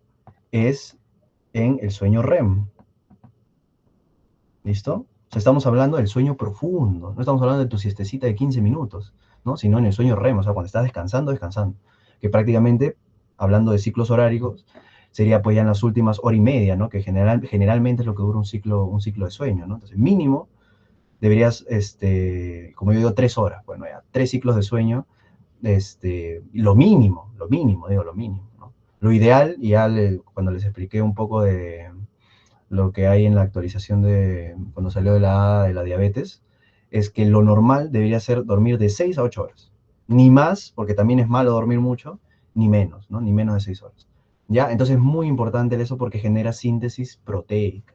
Síntesis proteica, ¿ya? ¿Qué más? Favorece la utilización de la grasa como fuente de energía. O sea, ¿qué hace? Genera lipólisis, ¿no? Cuando ustedes van a hacer ejercicio, ¿no? Ejercicio, necesitas pues fuentes de energía, entonces la hormona de crecimiento es una de las que también aumenta para generar esa lipólisis y aumentar los niveles de ácidos grasos libres, ¿no? Para usarlos como combustible, ¿ya? Entonces genera síntesis de proteínas, genera lipólisis, ¿no? O sea, genera aumento de ácidos grasos y reduce la utilización de hidratos de carbono. O sea, en otras palabras, o sea, reduce la captación en el músculo, ¿ya? En otras palabras, genera aumento de glucosa. Por eso, la hormona de crecimiento genera resistencia a la insulina también. En los pacientes con acromegalia, entonces uno de los efectos que puede tener o complicaciones es que tienen más riesgo de tener diabetes, pues. Por eso mismo, porque disminuye la captación de glucosa. ¿Ya? Muy bien. Y, bueno, al final, este dato súper importante, este punto, ejerce efectos a través de factores de crecimiento similares a la insulina. Este es el famoso IGF-1 que les dije, ¿no? Que se produce a nivel hepático, ¿no? Entonces, se dice, ¿no? Que en verdad es IGF-1, también llamado somatomedina C, ¿ah? Somatomedina C, somatomedina C. ¿Listo? Entonces, se dice que este tiene mayor efecto. ¿Por qué? Porque, ¿qué habíamos dicho, por ejemplo, de la hormona de crecimiento? La hormona de crecimiento tiene un tiempo de vida media muy bajo, ¿ya? Cuando te pregunten por qué cuando un paciente es acromegálico, preferimos dosar hormona, el factor similar a la insulina, ¿no? El IGF-1, en vez de hormona de crecimiento. Porque la hormona de crecimiento tiene un tiempo de vida media de menos de 20 minutos, ¿ya? ¿Por qué? Porque no se une a proteínas, porque es hidrosoluble, ¿se acuerdan? ¿No? Entonces, por eso todo se conecta, pues, ¿no? En cambio, el IGF-1, ¿ya? Sí se une a proteínas, por eso su tiempo de vida media es más de 20 horas. Es por eso que nosotros, cuando a ti te pregunten, inicialmente, ¿no? ¿Qué solicito para un paciente con acromegalia? IGF-1. Es lo primero que tienes que pedir, porque es obviamente el que va a estar más tiempo en sangre también. La hormona de crecimiento es muy, muy variable los valores que vayamos a encontrar. Muy bien. Entonces, ¿no? Con todo esto que hemos hablado de las funciones, ustedes ya pueden entender la importancia, ¿no? En el niño de lo que es la obesidad. Cómo la obesidad afecta, y ya les digo, como les pueden hacer todas sus hipótesis fisiológicas que quieran, que cómo la obesidad afecta a que una persona sea o pueda llegar, porque obviamente una cosa también es la parte de la genética, ¿no? La madre, del papá y la variabilidad genética que tenga el niño, pero o sea, hasta cuánto, o sea, si podría llegar a su máximo, eso voy, ¿no? ¿Por qué? Porque si una paciente es obesa, o sea, si un niño es obeso, uno posiblemente no hace ejercicio, ¿no? Ya estamos de esa parte, no hace ejercicio, entonces no genera síntesis de proteína, entonces por ahí la hormona de crecimiento baja, pues, ¿no? Dos, esto, que acuérdense que la hormona de crecimiento aumenta, o sea, uno de los factores, acá está, ¿no? Estimula la secreción, ¿dónde está? El descenso de la glucemia, ¿no? ¿Por qué? Porque uno de los factores que dije es disminuir la captación y mantener la glucosa elevada, ¿no? Entonces, en los pacientes que son obesos, los niñitos obesos, están comiendo, comiendo cada rato, entonces tienen, si bien no van a tener diabetes en ese momento, ¿no? O quién sabe, ¿no? Ya ahora se ve mucho, pero tienen los índices de glucemias constantemente altos, que la hormona de crecimiento no aumenta. O sea, no aumenta porque no tiene nada que compensar. Y ese es otro dato muy importante. La hormona de crecimiento es la única hormona de todas estas que puede llegar a generar un feedback negativo propio cuando hay hiperglicemia. ¿Ya? Siempre te van a preguntar, ¿cuáles son las hormonas que generan hiperglicemia? Yo les digo ahí, las catecolaminas, ¿no? La adrenalina, la noradrenalina, que bueno, son neurotransmisores, las hormonas tiroideas, el cortisol, es importante dormir, chicos, y bueno, obviamente la hormona de crecimiento, pues, ¿no? Entonces, de todas estas cuatro, porque esa es típica pregunta de examen, las hormonas que generan hiperglicemia, por lo tanto, las enfermedades que producen son factores de riesgo para generar diabetes, o sea, hipertiroidismo, Cushing, ¿no? Hablando de cada uno específico. La única que cuando ve que los valores están muy altos de la glucosa, disminuye sus valores por un feedback negativo propio, es la hormona del crecimiento, ¿ya? Entonces esos pacientes, como les digo nuevamente, que son obesos, ¿no? Que son obesos, de niñitos, no producen mucha hormona de crecimiento, pues. No producen mucha hormona de crecimiento porque tienen valores elevados de glucosa, ¿no? Y el ejercicio, pues, ¿no? También el tema de importancia del ejercicio en la adolescencia, ¿no? En la niñez, porque cuando tú haces ejercicio, obviamente generas un mayor compromiso de utilización de ácidos grasos, pues, porque son tu fuente de energía. Y si no haces ejercicio, tampoco. Entonces, en otras palabras, le estoy diciendo, o sea, como que factores que de niño, ¿no? Si en un momento ya tienen hijos, ¿no? Para que tengan eso en cuenta, factores que van a ayudar a que tengan más hormona de crecimiento, o sea, que tengan más secreción de hormona de crecimiento durante su niñez. Y eso obviamente va a ayudar a que el cartílago epifisiario crezca todo lo que se pueda, ¿no? Creo que queda claro. Y una bonita manera de hablar esto de la hormona de crecimiento. ¿Ya? Entonces ahí les dejo, bueno, los estímulos de la secreción y los que inhiben la secreción de la hormona de crecimiento también. Muy bien, y acá está obviamente todo lo que hemos mencionado, ¿no? Con los feedbacks positivos, los feedbacks negativos, ahí como le estoy diciendo, disminuye la captación de glucosa, pero aumenta la lipólisis, disminuye la captación de glucosa a nivel de músculo, pero aumenta la captación de aminoácidos, o sea, síntesis proteica, ¿no? Aquí está, síntesis de proteínas. Entonces, muy importante el tema de hacer ejercicio y todo esto, porque eso también aumenta la hormona de crecimiento para la síntesis proteica, ¿no? Y bueno, el tema de aumento de colágeno, ¿no? A nivel óseo, tamaño y número de las células, ¿no? Bueno, que es el crecimiento, como les digo. Entonces, antes, este dato es importante, antes del cierre del cartílago epifisiario, ¿no? La acción de la hormona de crecimiento, ¿listo? La acción de la hormona de crecimiento es que genera un crecimiento a lo largo, ¿ya? En cambio, acá ya a partir de que ya se cierra el cartílago epifisiario, genera un crecimiento a lo ancho. Por eso, si hay un exceso de la hormona de crecimiento, ¿ya? Antes del cierre cartílago epifisiario, a eso no se le llama acromegalia. Esa enfermedad es gigantismo. Porque si hay un exceso, ¿no? En un niño de hormona de crecimiento, ese niño sí va a crecer un montón, pues. Ese sí va a ser alto. En cambio, cuando ya se da después del cierre cartílago epifisiario, que es lo más común, ¿no? Ya generalmente a los 30, 50 años, ya ahí sí hablamos de la acromegalia, que esos pacientes no es que crecen más, no es que son altos, sino que sus huesos crecen más, pero a lo ancho. Igual, o sea, de por sí también son altos, ojo, o sea, siempre tienen como que un, un pequeño aumento, ¿no? De altura, pero obviamente lo que más destaca es el aumento del grosor a lo ancho, ¿ya? Muy diferente al gigantismo, ¿no? Como por ejemplo, el gigantismo tenía del circo, yo me acuerdo que había uno del circo, de acá de Perú, ya me olvidé el nombre. ¿Alguien sabe? ¿Cómo? No me acuerdo. Ah, Margarito, Margarito. Exacto, Margarito. Margarito tiene el gigantismo, pues, ¿no? Muy bien. Y para cerrar también, otra enfermedad importante es con respecto, entonces dijimos que la mayor actividad de todo esto que estamos hablando es debido a la IGF-1. Y hay una enfermedad, ¿ya? Hay una enfermedad que es el famoso síndrome de Larón. ¿Alguien ha escuchado eso? El síndrome de Larón.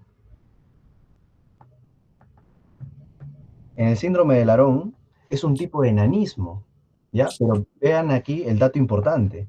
El niño con síndrome de Larón tiene hormona del crecimiento aumentada. Entonces ustedes dirán, ¿por qué un niño, no? Porque esto es obviamente un tipo de enanismo. Porque si tiene el exceso de hormona de crecimiento, ¿no? Es enano, ¿no? El síndrome de Larón se basa en que hay una afectación en los receptores de la hormona de crecimiento, ¿no? Tanto a nivel periférico como a nivel hepático. Por lo tanto, tienen niveles bajos de IGF-1, ¿ya? Entonces, esa hormona de crecimiento sí está muy aumentada, es más, o sea, no solo está en niveles normales, o sea, está aumentada, porque esa hormona de crecimiento, la hipófisis, está diciendo qué está pasando, ¿no? Estamos que producimos un montón de hormona de crecimiento y ese chivolo sigue sin crecer. Pero es porque sus receptores están afectados. Entonces, te van a preguntar, ¿no? Síndrome de Larón, ¿qué hay? Aumento de hormona de crecimiento y disminución de la IGF-1, que es la que más genera la acción, ¿no? Y si te preguntan ya cuál es la génesis del problema, afectación de los receptores de GH, ¿ya? De hormona de crecimiento.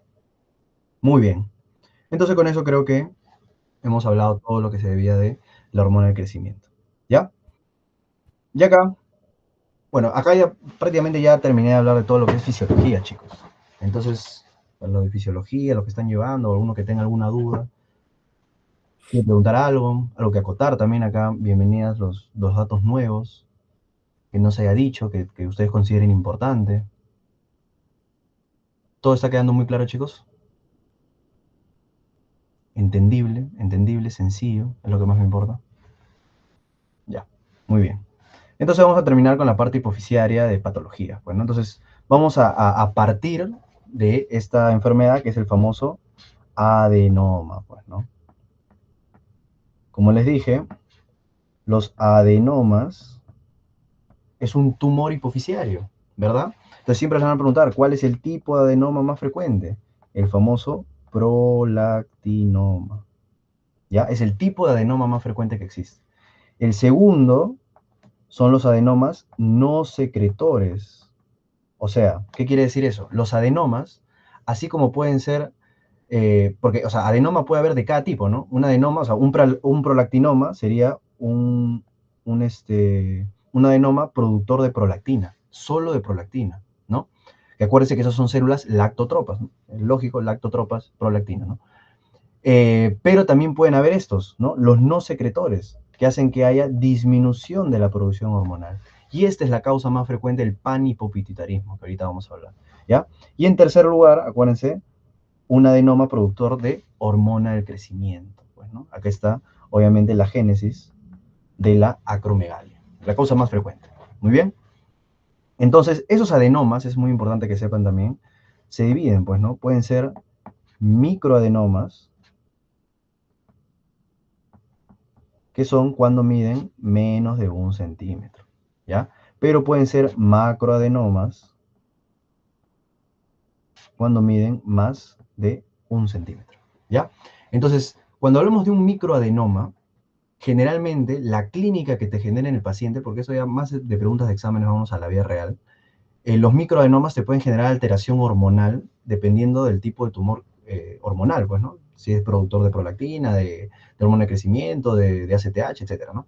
Ya, pero el macroadenoma, más allá de la clínica hormonal, recuerda siempre, genera clínica de compresión.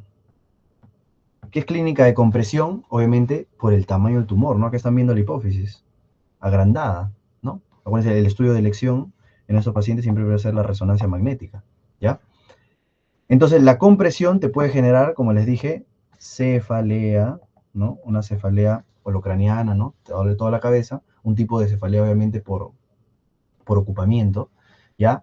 Y les dije la famosa hemianopsia heterónima bitemporal. ¿Ya? La famosa hemianopsia heterónima bitemporal. ¿Y esto por qué? Ya, ahora vamos acá y se los explico. Rápido. La vía, ¿no? La visión, es como que están así, pues, ¿no? La visión, su ojo izquierdo, su ojo derecho, pues, ¿no? Como lo quieran ver. Derecho, izquierdo. ¿Ya? Entonces siempre recuerden que esta parte de acá, esta partecita de acá, lo voy a poner acá mejor, ¿ya? Ya. Esta partecita de acá, ahí, ya, esta partecita de acá, se cruza esto, ¿ya? Entonces es como que nosotros pongamos así esto, ¿ya? Entonces ahí tienes, es como que es nuestra vista, ¿verdad? Lo voy a mejorar. Ya, es nuestra vista, y estas son las áreas temporales, ¿no? O sea, temporales son las áreas del costado, y la parte del medio son las partes nasales, ¿no? O sea, nuestra vista medial, en otras palabras, ¿no? Si lo quieren ver también ahí, vista medial, vista lateral, ¿no? Y esto de acá, estas vías, la parte de acá, ven las áreas temporales, ¿no? O sea, se cruza, ¿ya? Entonces, ¿qué es lo que pasa? Tú tienes tus fibras, pues, tú tienes tu fibra acá así, así, así, así, y llegas al cerebro, pues, ¿no? Tienes tu fibra así, así, así, así, y llegas al cerebro. Esta fibra igual, así, así, así, pero pasa directamente acá, y esta pasa así, así, así, así, y pasa directamente acá, ¿ya? ¿Cuál es el área cerebral o el lóbulo donde está el área visual? ¿Quién me dice? ¿Alguien recuerda? ¿Cuál es el área donde está el área visual? Lo voy a poner más acá, ¿no?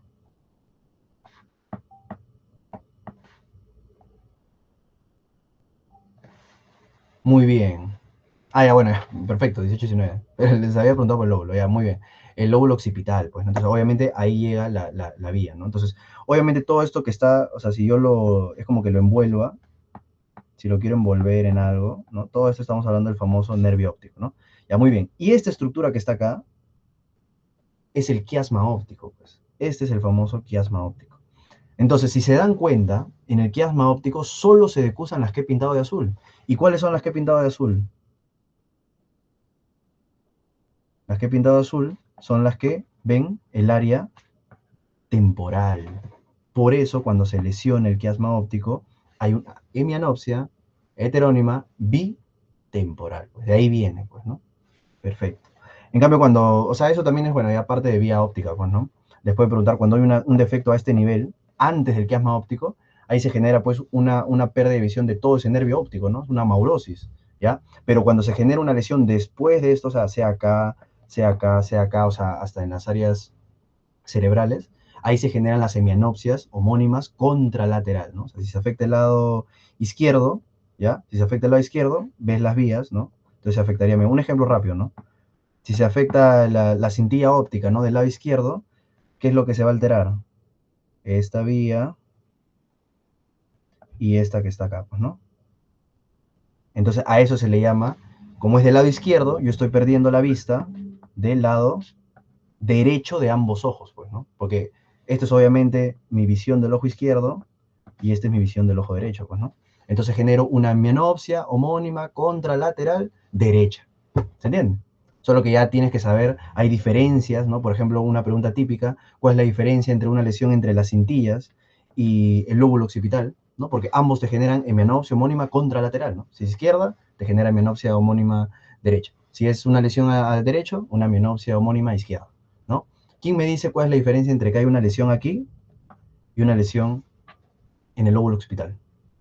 El quien sabe eso, está muy bien, está perfecto. Así están para el ENAM, pues, ¿no? ¿Cuál es la diferencia, chicos? ¿Alguien sabe? Muy bien, en el lóbulo occipital, ¿ya? Muy bien, Gabriel. En el lóbulo occipital preserva la visión central. En otras palabras, se respeta la mácula, ¿ya? Se respeta la mácula. Para los que quieran, obviamente yo también he hecho un resumen, los mapas mentales de oftalmo ya están en el canal de YouTube, ¿ya? Solo que no hablé de la vía, de esta vía óptica. Lo toco más en neurofisiología. Muy bien, entonces queda claro, ¿no? Entonces, ¿de dónde viene esa clínica de compresión? ¿Ya? Entonces, generalmente cuando son macroadenomas, ¿listo? Y lo otro que vamos a hablar entonces es el famoso pan,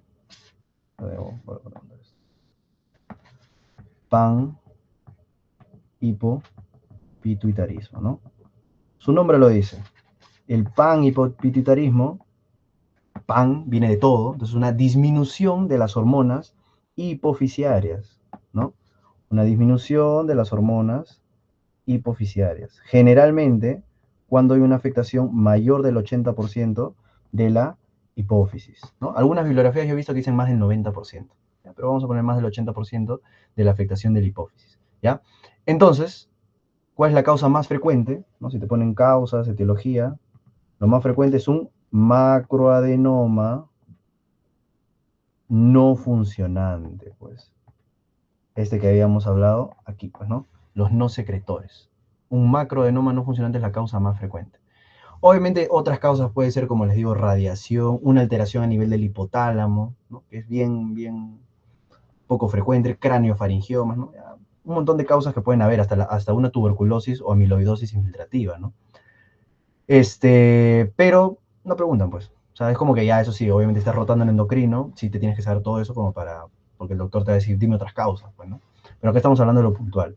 Y la otra causa importante, como les dije, otra causa importantísima es la famosa apoplejía hipofisiaria, o también llamado el famoso síndrome de Sheehan, pues, típica pregunta de examen. ¿Cuándo ocurre el síndrome de Sheehan? En una hemorragia posparto, pues. La mujer tiene tanto sangrado que obviamente queda una hemorragia y genera una hemorragia también a nivel de la hipófisis, pues, ¿no? Por eso genera una apoplejía, ¿no? O te pueden decir también infarto hipofisiario, pues, ¿no? Porque obviamente ha llegado poco flujo y ese es el famoso síndrome de Sheehan, ¿ya? Entonces, ¿cómo se manifiesta? Ya, y eso es lo que les dije, ¿no? Generalmente esta es la única causa de un panhipopituitarismo agudo, porque es como un infarto de la hipófisis, ¿me entienden? O sea, de un momento a otro.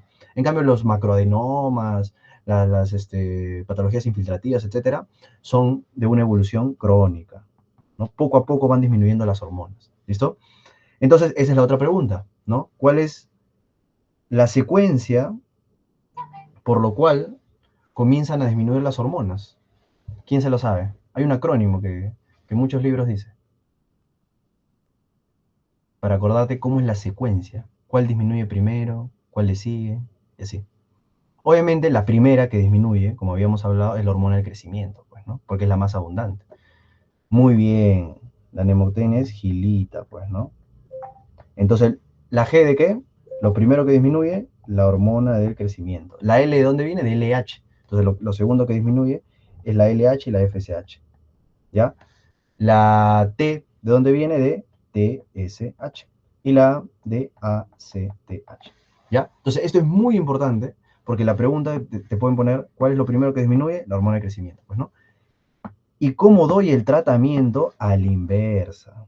El tratamiento es a la inversa. Entonces, paciente con panhipopituitarismo, lo primero que tú tienes que dar es hidrocortisona para suplir esa deficiencia de cortisol por obviamente, obviamente si yo te pregunto, ¿el panhipopituitarismo qué genera? Genera hipotiroidismo secundario, insuficiencia suprarrenal secundaria. O sea, el panhipopituitarismo por un problema en la hipófisis sería un panhipopituitarismo primario, ¿no? Queda claro.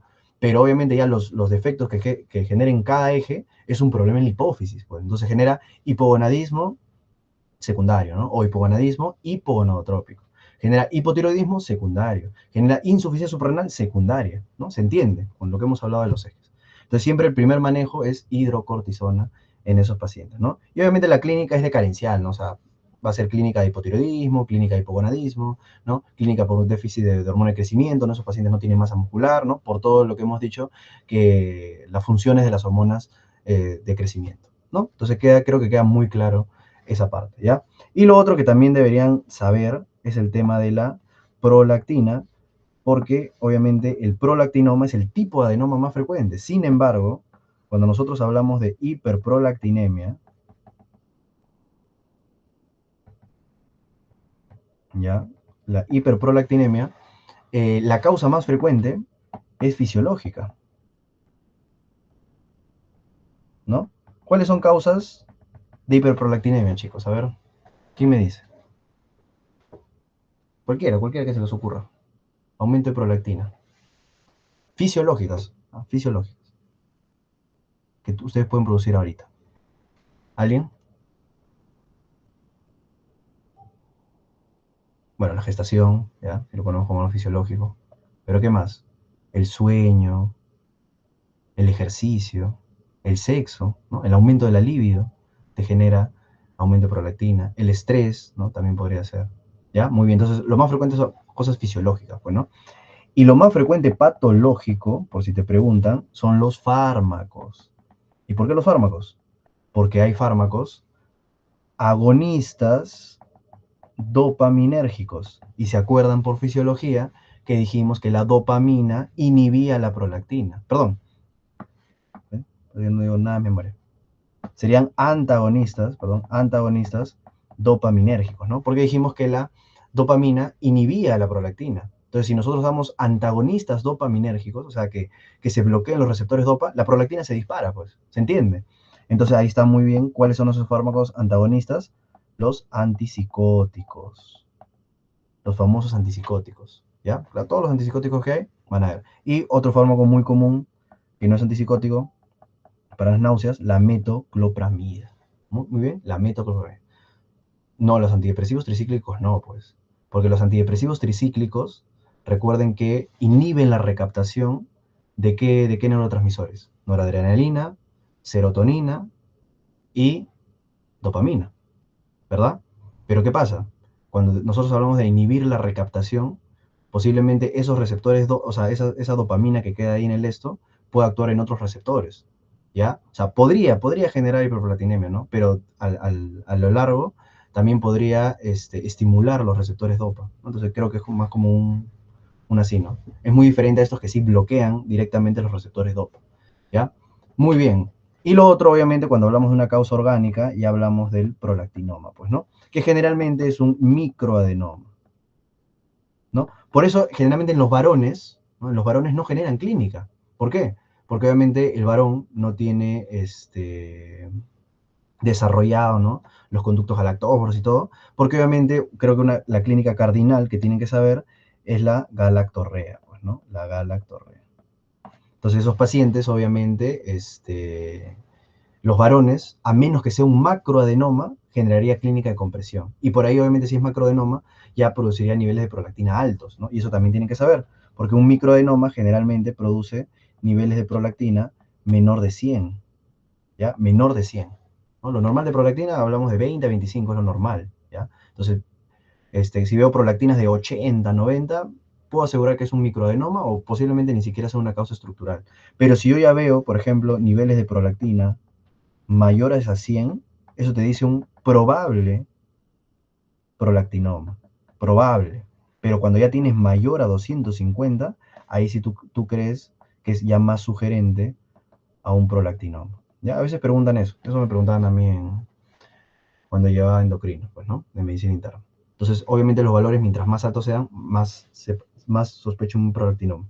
Ahora, por ejemplo, miren, ¿ustedes qué harían en una paciente, te llega a tu consultorio y te llega con secreción láctea por una mama? Obviamente no es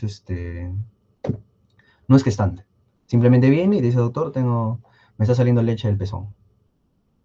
Le dices, vuelve de acá un mes para un control o le pides prolactina. ¿Ustedes qué harían? ¿Controlar en un mes para ver si sigue votando o dosarle prolactina en ese momento? ¿Quién me dice? Prolactina, dosarle. Obviamente, pues. Y esas son las cosas que me dan cólera porque esa fue una pregunta de mi examen de residentado. Pero tengo una paciente, ¿no? Edad fértil, que le sale secreción leche, ¿no? Secreción láctea por el pezón. Y la alternativa fue observación. Entonces, o sea, bajo la lógica, obviamente yo si tengo un paciente así, no voy a el riesgo de que si fuera, ¿no? Un probable prolactinoma, siga generando secreción láctea. Pues, o sea, dosar la prolactina ahí nomás no es que es un estudio pues de nueva generación que cueste mucho, o sea, se dosa y ya, está disminuido, ya pues, ¿no? Puede ser algo fisiológico, ¿no? Pero bueno, a veces también con Are me ponen algunas preguntas, pero no tanto así como el serón, pero eso sí ya se pasa. Entonces, es muy importante eso, ¿ya? Y el tratamiento, si te preguntan, entonces, si tú sabes, no, lo voy a poner acá, si tú sabes que la causa del aumento de prolactina, ¿no? O quien inhibe a la prolactina es la dopamina, ¿no? Entonces, ¿qué le voy a dar ahora a estos pacientes? Agonistas dopaminérgicos. Pues ahí entiendes, pues, ¿no? Agonistas dopaminérgicos para bloquear el receptor de prolactina, ¿no? Y se deje de producir más prolactina. ¿Cuáles son agonistas dopaminérgicos? La cabergolina y la bromocriptina, ¿no? Cualquiera de los dos, cabergolina o bromocriptina, son agonistas dopaminérgicos. Pero si es un tumor, obviamente, o sea, estamos hablando de un prolactinoma, un tumor muy grande, ahí el tema es quirúrgico, ¿no? Quitarlo, quirúrgico. Muy bien, entonces creo que se ha entendido todo el tema de la prolactina, el panhipopituitarismo, preguntas típicas, las cosas puntuales que les preguntan, ¿ya? Y finalmente tenemos al paciente con acromegalia. Ya habíamos dicho entonces que el paciente con acromegalia es aquel paciente que tiene un exceso de hormona de crecimiento, pero luego del cierre del cartílago epifisiario, ¿no? O sea, una persona adulta. Entonces, estos pacientes, como están viendo en la imagen, tienen un crecimiento óseo, ¿no? Pero a lo ancho, no de altura, ¿no? Por eso tienen las manos gruesas, ¿no? Dicen como Shrek, pues, ¿no? Nariz ancha, arcos ciliares prominentes, mandíbula prominente, ¿no? Todo se ensancha. Y no solo eso, las vísceras también se agrandan, ¿ya? Por eso podría generar miocardiopatía, megacolon, ¿no? Y dentro de todo eso, de la parte visceral, siempre te dicen, pues, paciente con acromegalia, descartar cáncer de colon. Descartar cáncer de colon. Te preguntan, ¿no? ¿Qué patología debería descartar en un paciente con acromegalia? Cáncer de colon. ¿Qué más habíamos visto? Genera resistencia a la insulina, pues, ¿no? Por los efectos de la hormona de crecimiento. Por lo tanto, te puede llegar a generar diabetes. ¿Listo? Entonces, y muchas otras cosas, ¿no? Clínicamente, ¿no? La voz gangosa, voz gruesa, ¿no? Ya. De más explicar de, obviamente, por el exceso de la hormona de crecimiento. Mi pregunta es, ¿cuál es el diagnóstico inicial? ¿Qué les dije? ¿Qué doso? ¿Hormona de crecimiento o IGF-1? ¿Qué me dice? ¿Qué doso? ¿Hormona de crecimiento o IGF-1? IGF-1, ¿no? Porque dijimos que es más estable, tiene un tiempo de vida media mayor, no voy a pedir hormona de crecimiento. Cuando esto me sale positivo, acá sí voy con mi prueba confirmatoria. ¿Y cuál es la prueba confirmatoria? Un test de tolerancia oral a la glucosa. Y ahí ustedes dirán, ¿qué? ¿Pero eso no es de la diabetes? No, sí, hacemos un test de tolerancia oral a la glucosa, porque recuerden que yo les dije que la hormona del crecimiento era la única hormona que tenía un feedback negativo propio cuando había mucha glucosa. Entonces, en otras palabras, si un paciente sano, vamos a poner un paciente sano, tú le pones esa carga de hormona de test de tolerancia oral a la glucosa y digamos tiene niveles de hormona de crecimiento de 20, ¿no? O sea, porque los niveles de hormona de crecimiento también dependen mucho de la edad. En la adolescencia obviamente hay picos. Mientras más crecen, mientras más adultos sean, los niveles de hormona de crecimiento disminuyen, ¿no? Pero vamos a poner que tiene 20 de sano, ¿no? Le das un... No, pues, pero vamos a poner en el caso de que sea, pensemos en valores altos, bueno, ya, 80 vamos a poner, ¿ya? Le das un test de tolerancia oral a la glucosa, ¿ya? O sea, le estás dando glucosa, le estás haciendo que aumente su glucosa en sangre, entonces, ¿qué va a hacer la hormona de crecimiento en compensación? Disminuir sus valores, ¿no? La hipófisis va a producir menos hormona de crecimiento, entonces, post-test, ¿no? Post-test, vas a encontrar niveles, pues, de 40, pues, ¿no? 30, ¿no? Ha habido un feedback. En cambio, en el paciente con acromegalia, ¿no? Digamos, ustedes dosan hormona de crecimiento, puede que en ese momento no te salga muy alta, pero te sale, digamos, en 120, ¿no? Porque hemos dicho que es variable la hormona de crecimiento en el tema del dosaje. Pero le hacemos el test de tolerancia a la glucosa y el post-test sigue en 120. Entonces, ¿por qué es eso? Porque obviamente hay un tumor ahí que está haciendo que se produzca hormona y obviamente no hay feedback, pues, ¿no? Por eso la prueba confirmatoria es el test de tolerancia oral a la glucosa, ¿no? Ya entienden el porqué. Ojo, la causa más frecuente de acromegalia, 98% de los casos son macroadenomas, ¿no? O sea, un tumor en el adenoma productor, lo que dijimos acá, ¿no? Justo que era el tercero en frecuencia, mayor a 1 centímetro. Muy bien. Y el tratamiento, igual, podemos dar tratamiento farmacológico con el famoso otcriótide. ¿Qué es el otcriótide? ¿Cuál es su mecanismo de acción? ¿Por qué es un fármaco que nos ayuda con respecto al paciente con acromegalia? ¿Qué me dice? A ver, ya para terminar esto, chicos, ya para las preguntas. ¿Ok? que no duerman muy tarde. ¿Qué es el otcreotide? El otcreotide es un análogo de somatostatina, pues. ¿Y la somatostatina dónde estaba? Acá, pues, ¿de acuerdo? La somatostatina inhibía a la hormona del crecimiento. ¿Ven? Todo lo que hablamos ya conectando con fisiología. Entonces, es un tratamiento farmacológico, ¿no? Y el tratamiento, obviamente, definitivo es la cirugía, pues, ¿no? Siempre recuerden, la cirugía para todos estos tumores de hipófisis es la cirugía transfenoidal, así se dice, ¿ya? Cirugía transfenoidal. Muy bien, entonces, chicos, ¿quedó claro? ¿Les gustó esta clase de fisiología y patología hipofisiaria? ¿Se entendió muy bien todo? Muy bien, muy bien. Gracias, gracias. Entonces, vamos a hacer el repaso, pues, ¿no? De todo lo que hemos visto. A ver, primera pregunta, rápido. ¿Cuál de las siguientes hormonas es una glucoproteína? A ver. O sea, he hecho preguntas de lo más importante que deben saber. Muy bien, la tirotropina, ¿no? ¿Cuáles son las glucoproteínas? FSH, LH, TSH y la gonadotropina cariónica humana. Muy bien. ¿Cuál de las siguientes hormonas posee su receptor hormonal en la superficie celular? En la superficie de la membrana. Muy bien, ¿no? La prolactina, porque se acuerdan que las hormonas tiroideas y todo lo que tengan que ver con hormonas esteroideas, ¿no? O sea, aldosterona, estrógeno, progesterona, ¿no? Eran liposolubles. Bueno, entonces acá la única que es hidrosoluble es la prolactina, ¿no? Y ven, yo no mencioné en ningún momento la prolactina, tiene su receptor, ya lo hacen por deducción, ¿no? Es hidrosoluble. De las siguientes hormonas, ¿cuál es la considerada acidófila? Dijimos que habían dos acidófilas. La hormona de crecimiento, que era la más abundante, y muy bien la prolactina. Perfecto. Sigamos. Un paciente que sufre un traumatismo cráneoencefálico presenta una lesión del tallo hipofisiario. ¿Cuál de las siguientes hormonas se encontrará en valores normales en el pasar de los años? La hormona de crecimiento, la vasopresina, la corticotropina o ninguna, ya que todas las hormonas hipofisiarias se encontrarán disminuidas. Muy bien. La vasopresina, o también llamada ADH, pues, ¿no? Porque ya habíamos dicho que la hipófisis no la produce, ¿no? La produce el hipotálamo. Muy bien, a ver esta. Varón de 25 años con poliuria y polidipsia, osmolaridad urinaria baja, que no responde a desmopresina. ¿Cuál es el diagnóstico más probable?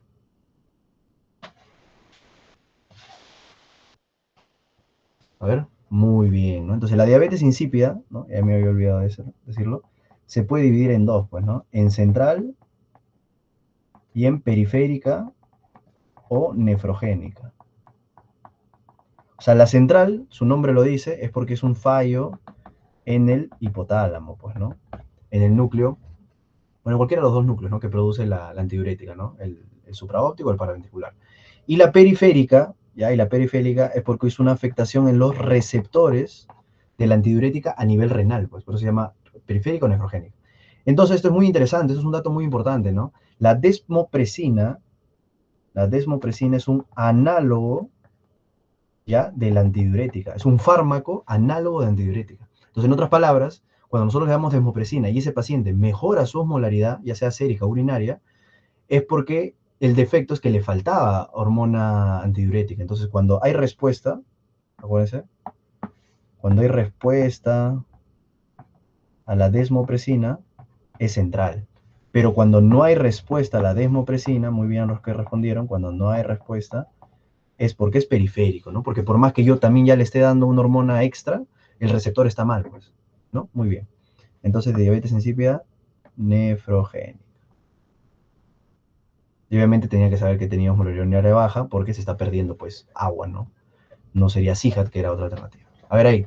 Mujer de 29 años, puérpera hace 2 semanas tras parto complicado con hemorragia severa. Consulta por discapacidad para lactar, fatiga extrema y mareos. Al examen hipotensión, piel seca y ausencia de secreción láctea.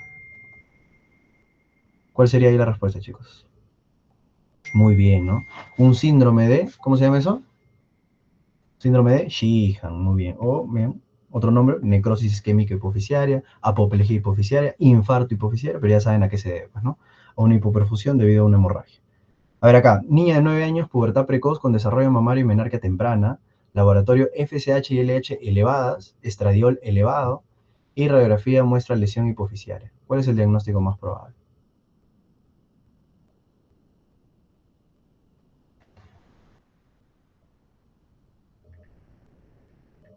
¿Cuál sería, chicos? A ver. Tiene una pubertad precoz, una menarquia precoz, hay un exceso de hormonas sexuales, pero la pregunta es, ¿cuál es la causa? No, hipotiroidismo no, pues. Hipotiroidismo es por alteraciones, otro tipo de clínica. Acá estamos hablando de caracteres sexuales. La hiperplasia suprarrenal congénita tampoco. La hiperplasia suprarrenal congénita es obviamente en un neonato, ¿no? Es una de las enfermedades de tamizaje neonatal, en donde obviamente hay virilización, pues, ¿no? Que el clítoris parece pene y los labios mayores parecen testículos. Acá obviamente estamos hablando de una pubertad precoz, ¿no? Obviamente por el tema de la edad, ojo, obviamente no se consideraría dentro de pubertad precoz, ya si lo pensaron por esa parte, pero te lo está metiendo como que ha tenido ya pubertad precoz, ¿no? Y menarquia temprana, que eso sí dijimos antes de los 9 años, ¿no? Porque pubertad precoz, si bien descartaron esas alternativas por el tema de la definición, bueno, muy bien por eso, porque recién decimos pubertad precoz en una niña cuando es antes de los 8 años, ¿no? Pero vamos a pensar obviamente que acá ya te está hablando de que ya ha tenido, o sea, ya tiene 9 años, pero su desarrollo ha sido mucho antes, pues, ¿no? Entonces la pregunta es central o periférica, ¿no? Que es básicamente lo que quería que sepan. Que dijimos que obviamente si está la FSH y LH elevadas, ¿no? Es porque desde la hipófisis ya hay un defecto que está haciendo que aumente eso, ¿no? Entonces a eso le vamos a decir una pubertad precoz central, pues, ¿no? Si la FSH y LH estuvieran disminuidas, ¿no? Para compensar el exceso de hormonas que hay en la gónada, ahí sí podría ser pubertad precoz periférica, pues, ¿no? Si es un problema en la gónada. Pero en este caso, tenemos FSH, o sea, las gonadotropinas aumentadas, y en este caso el estradiol aumentado, ¿no? Entonces esto es el hipófisis y esto es la glándula, pues, ¿no? Entonces secundario, o sea, central. Muy bien. Ya, siguiente pregunta. Paciente mujer de 40 años consulta por galactorrea y amenorrea, prolactina sérica muy elevada. Se inicia tratamiento con agonistas dopaminérgicos. ¿Cuál es el fármaco de elección? ¿Cuál lo habíamos dicho? Muy bien. Bromocriptina o cabergolina, ¿verdad? Ahí la domipresina, ahí están viendo, ya es un análogo de ADH. El octreotide ya saben que es un análogo de somatostatina, nada que ver. Y la levotiroxina, pues es un análogo de levotiroxina, pues, ¿no? Penúltima pregunta. Niño de 8 años con baja talla, edad ósea retrasada y hormona de crecimiento disminuida. ¿Cuál es el mediador principal de la acción fisiológica de la hormona de crecimiento? Facilita, facilita. Un real. IGF-1. Muy bien. Y última pregunta, y esa es fue otra de mis preguntas de residentado. En pacientes con acromegalia secundarios, adenomas que secretan hormona de crecimiento, ¿cuál es el tratamiento inicial?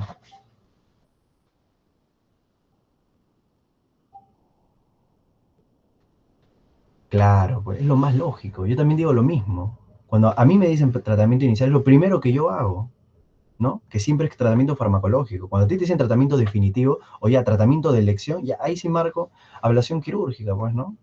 Pero bueno, obviamente, para mí esa es la clave, no hay duda, pero según el CONAREM, marcó ablación quirúrgica. Entonces, obviamente a mí sí me ha dado mucha cólera porque yo siento que uno de los temas que más domino es, o sea, especialidades es endocrinología.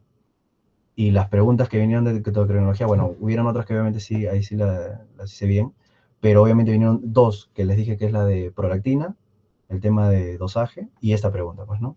O sea, hay cosas que ya no se pueden hacer nada, pues, pero ya los que ven, ya saben más o menos estos exámenes, cada punto pues es un puesto.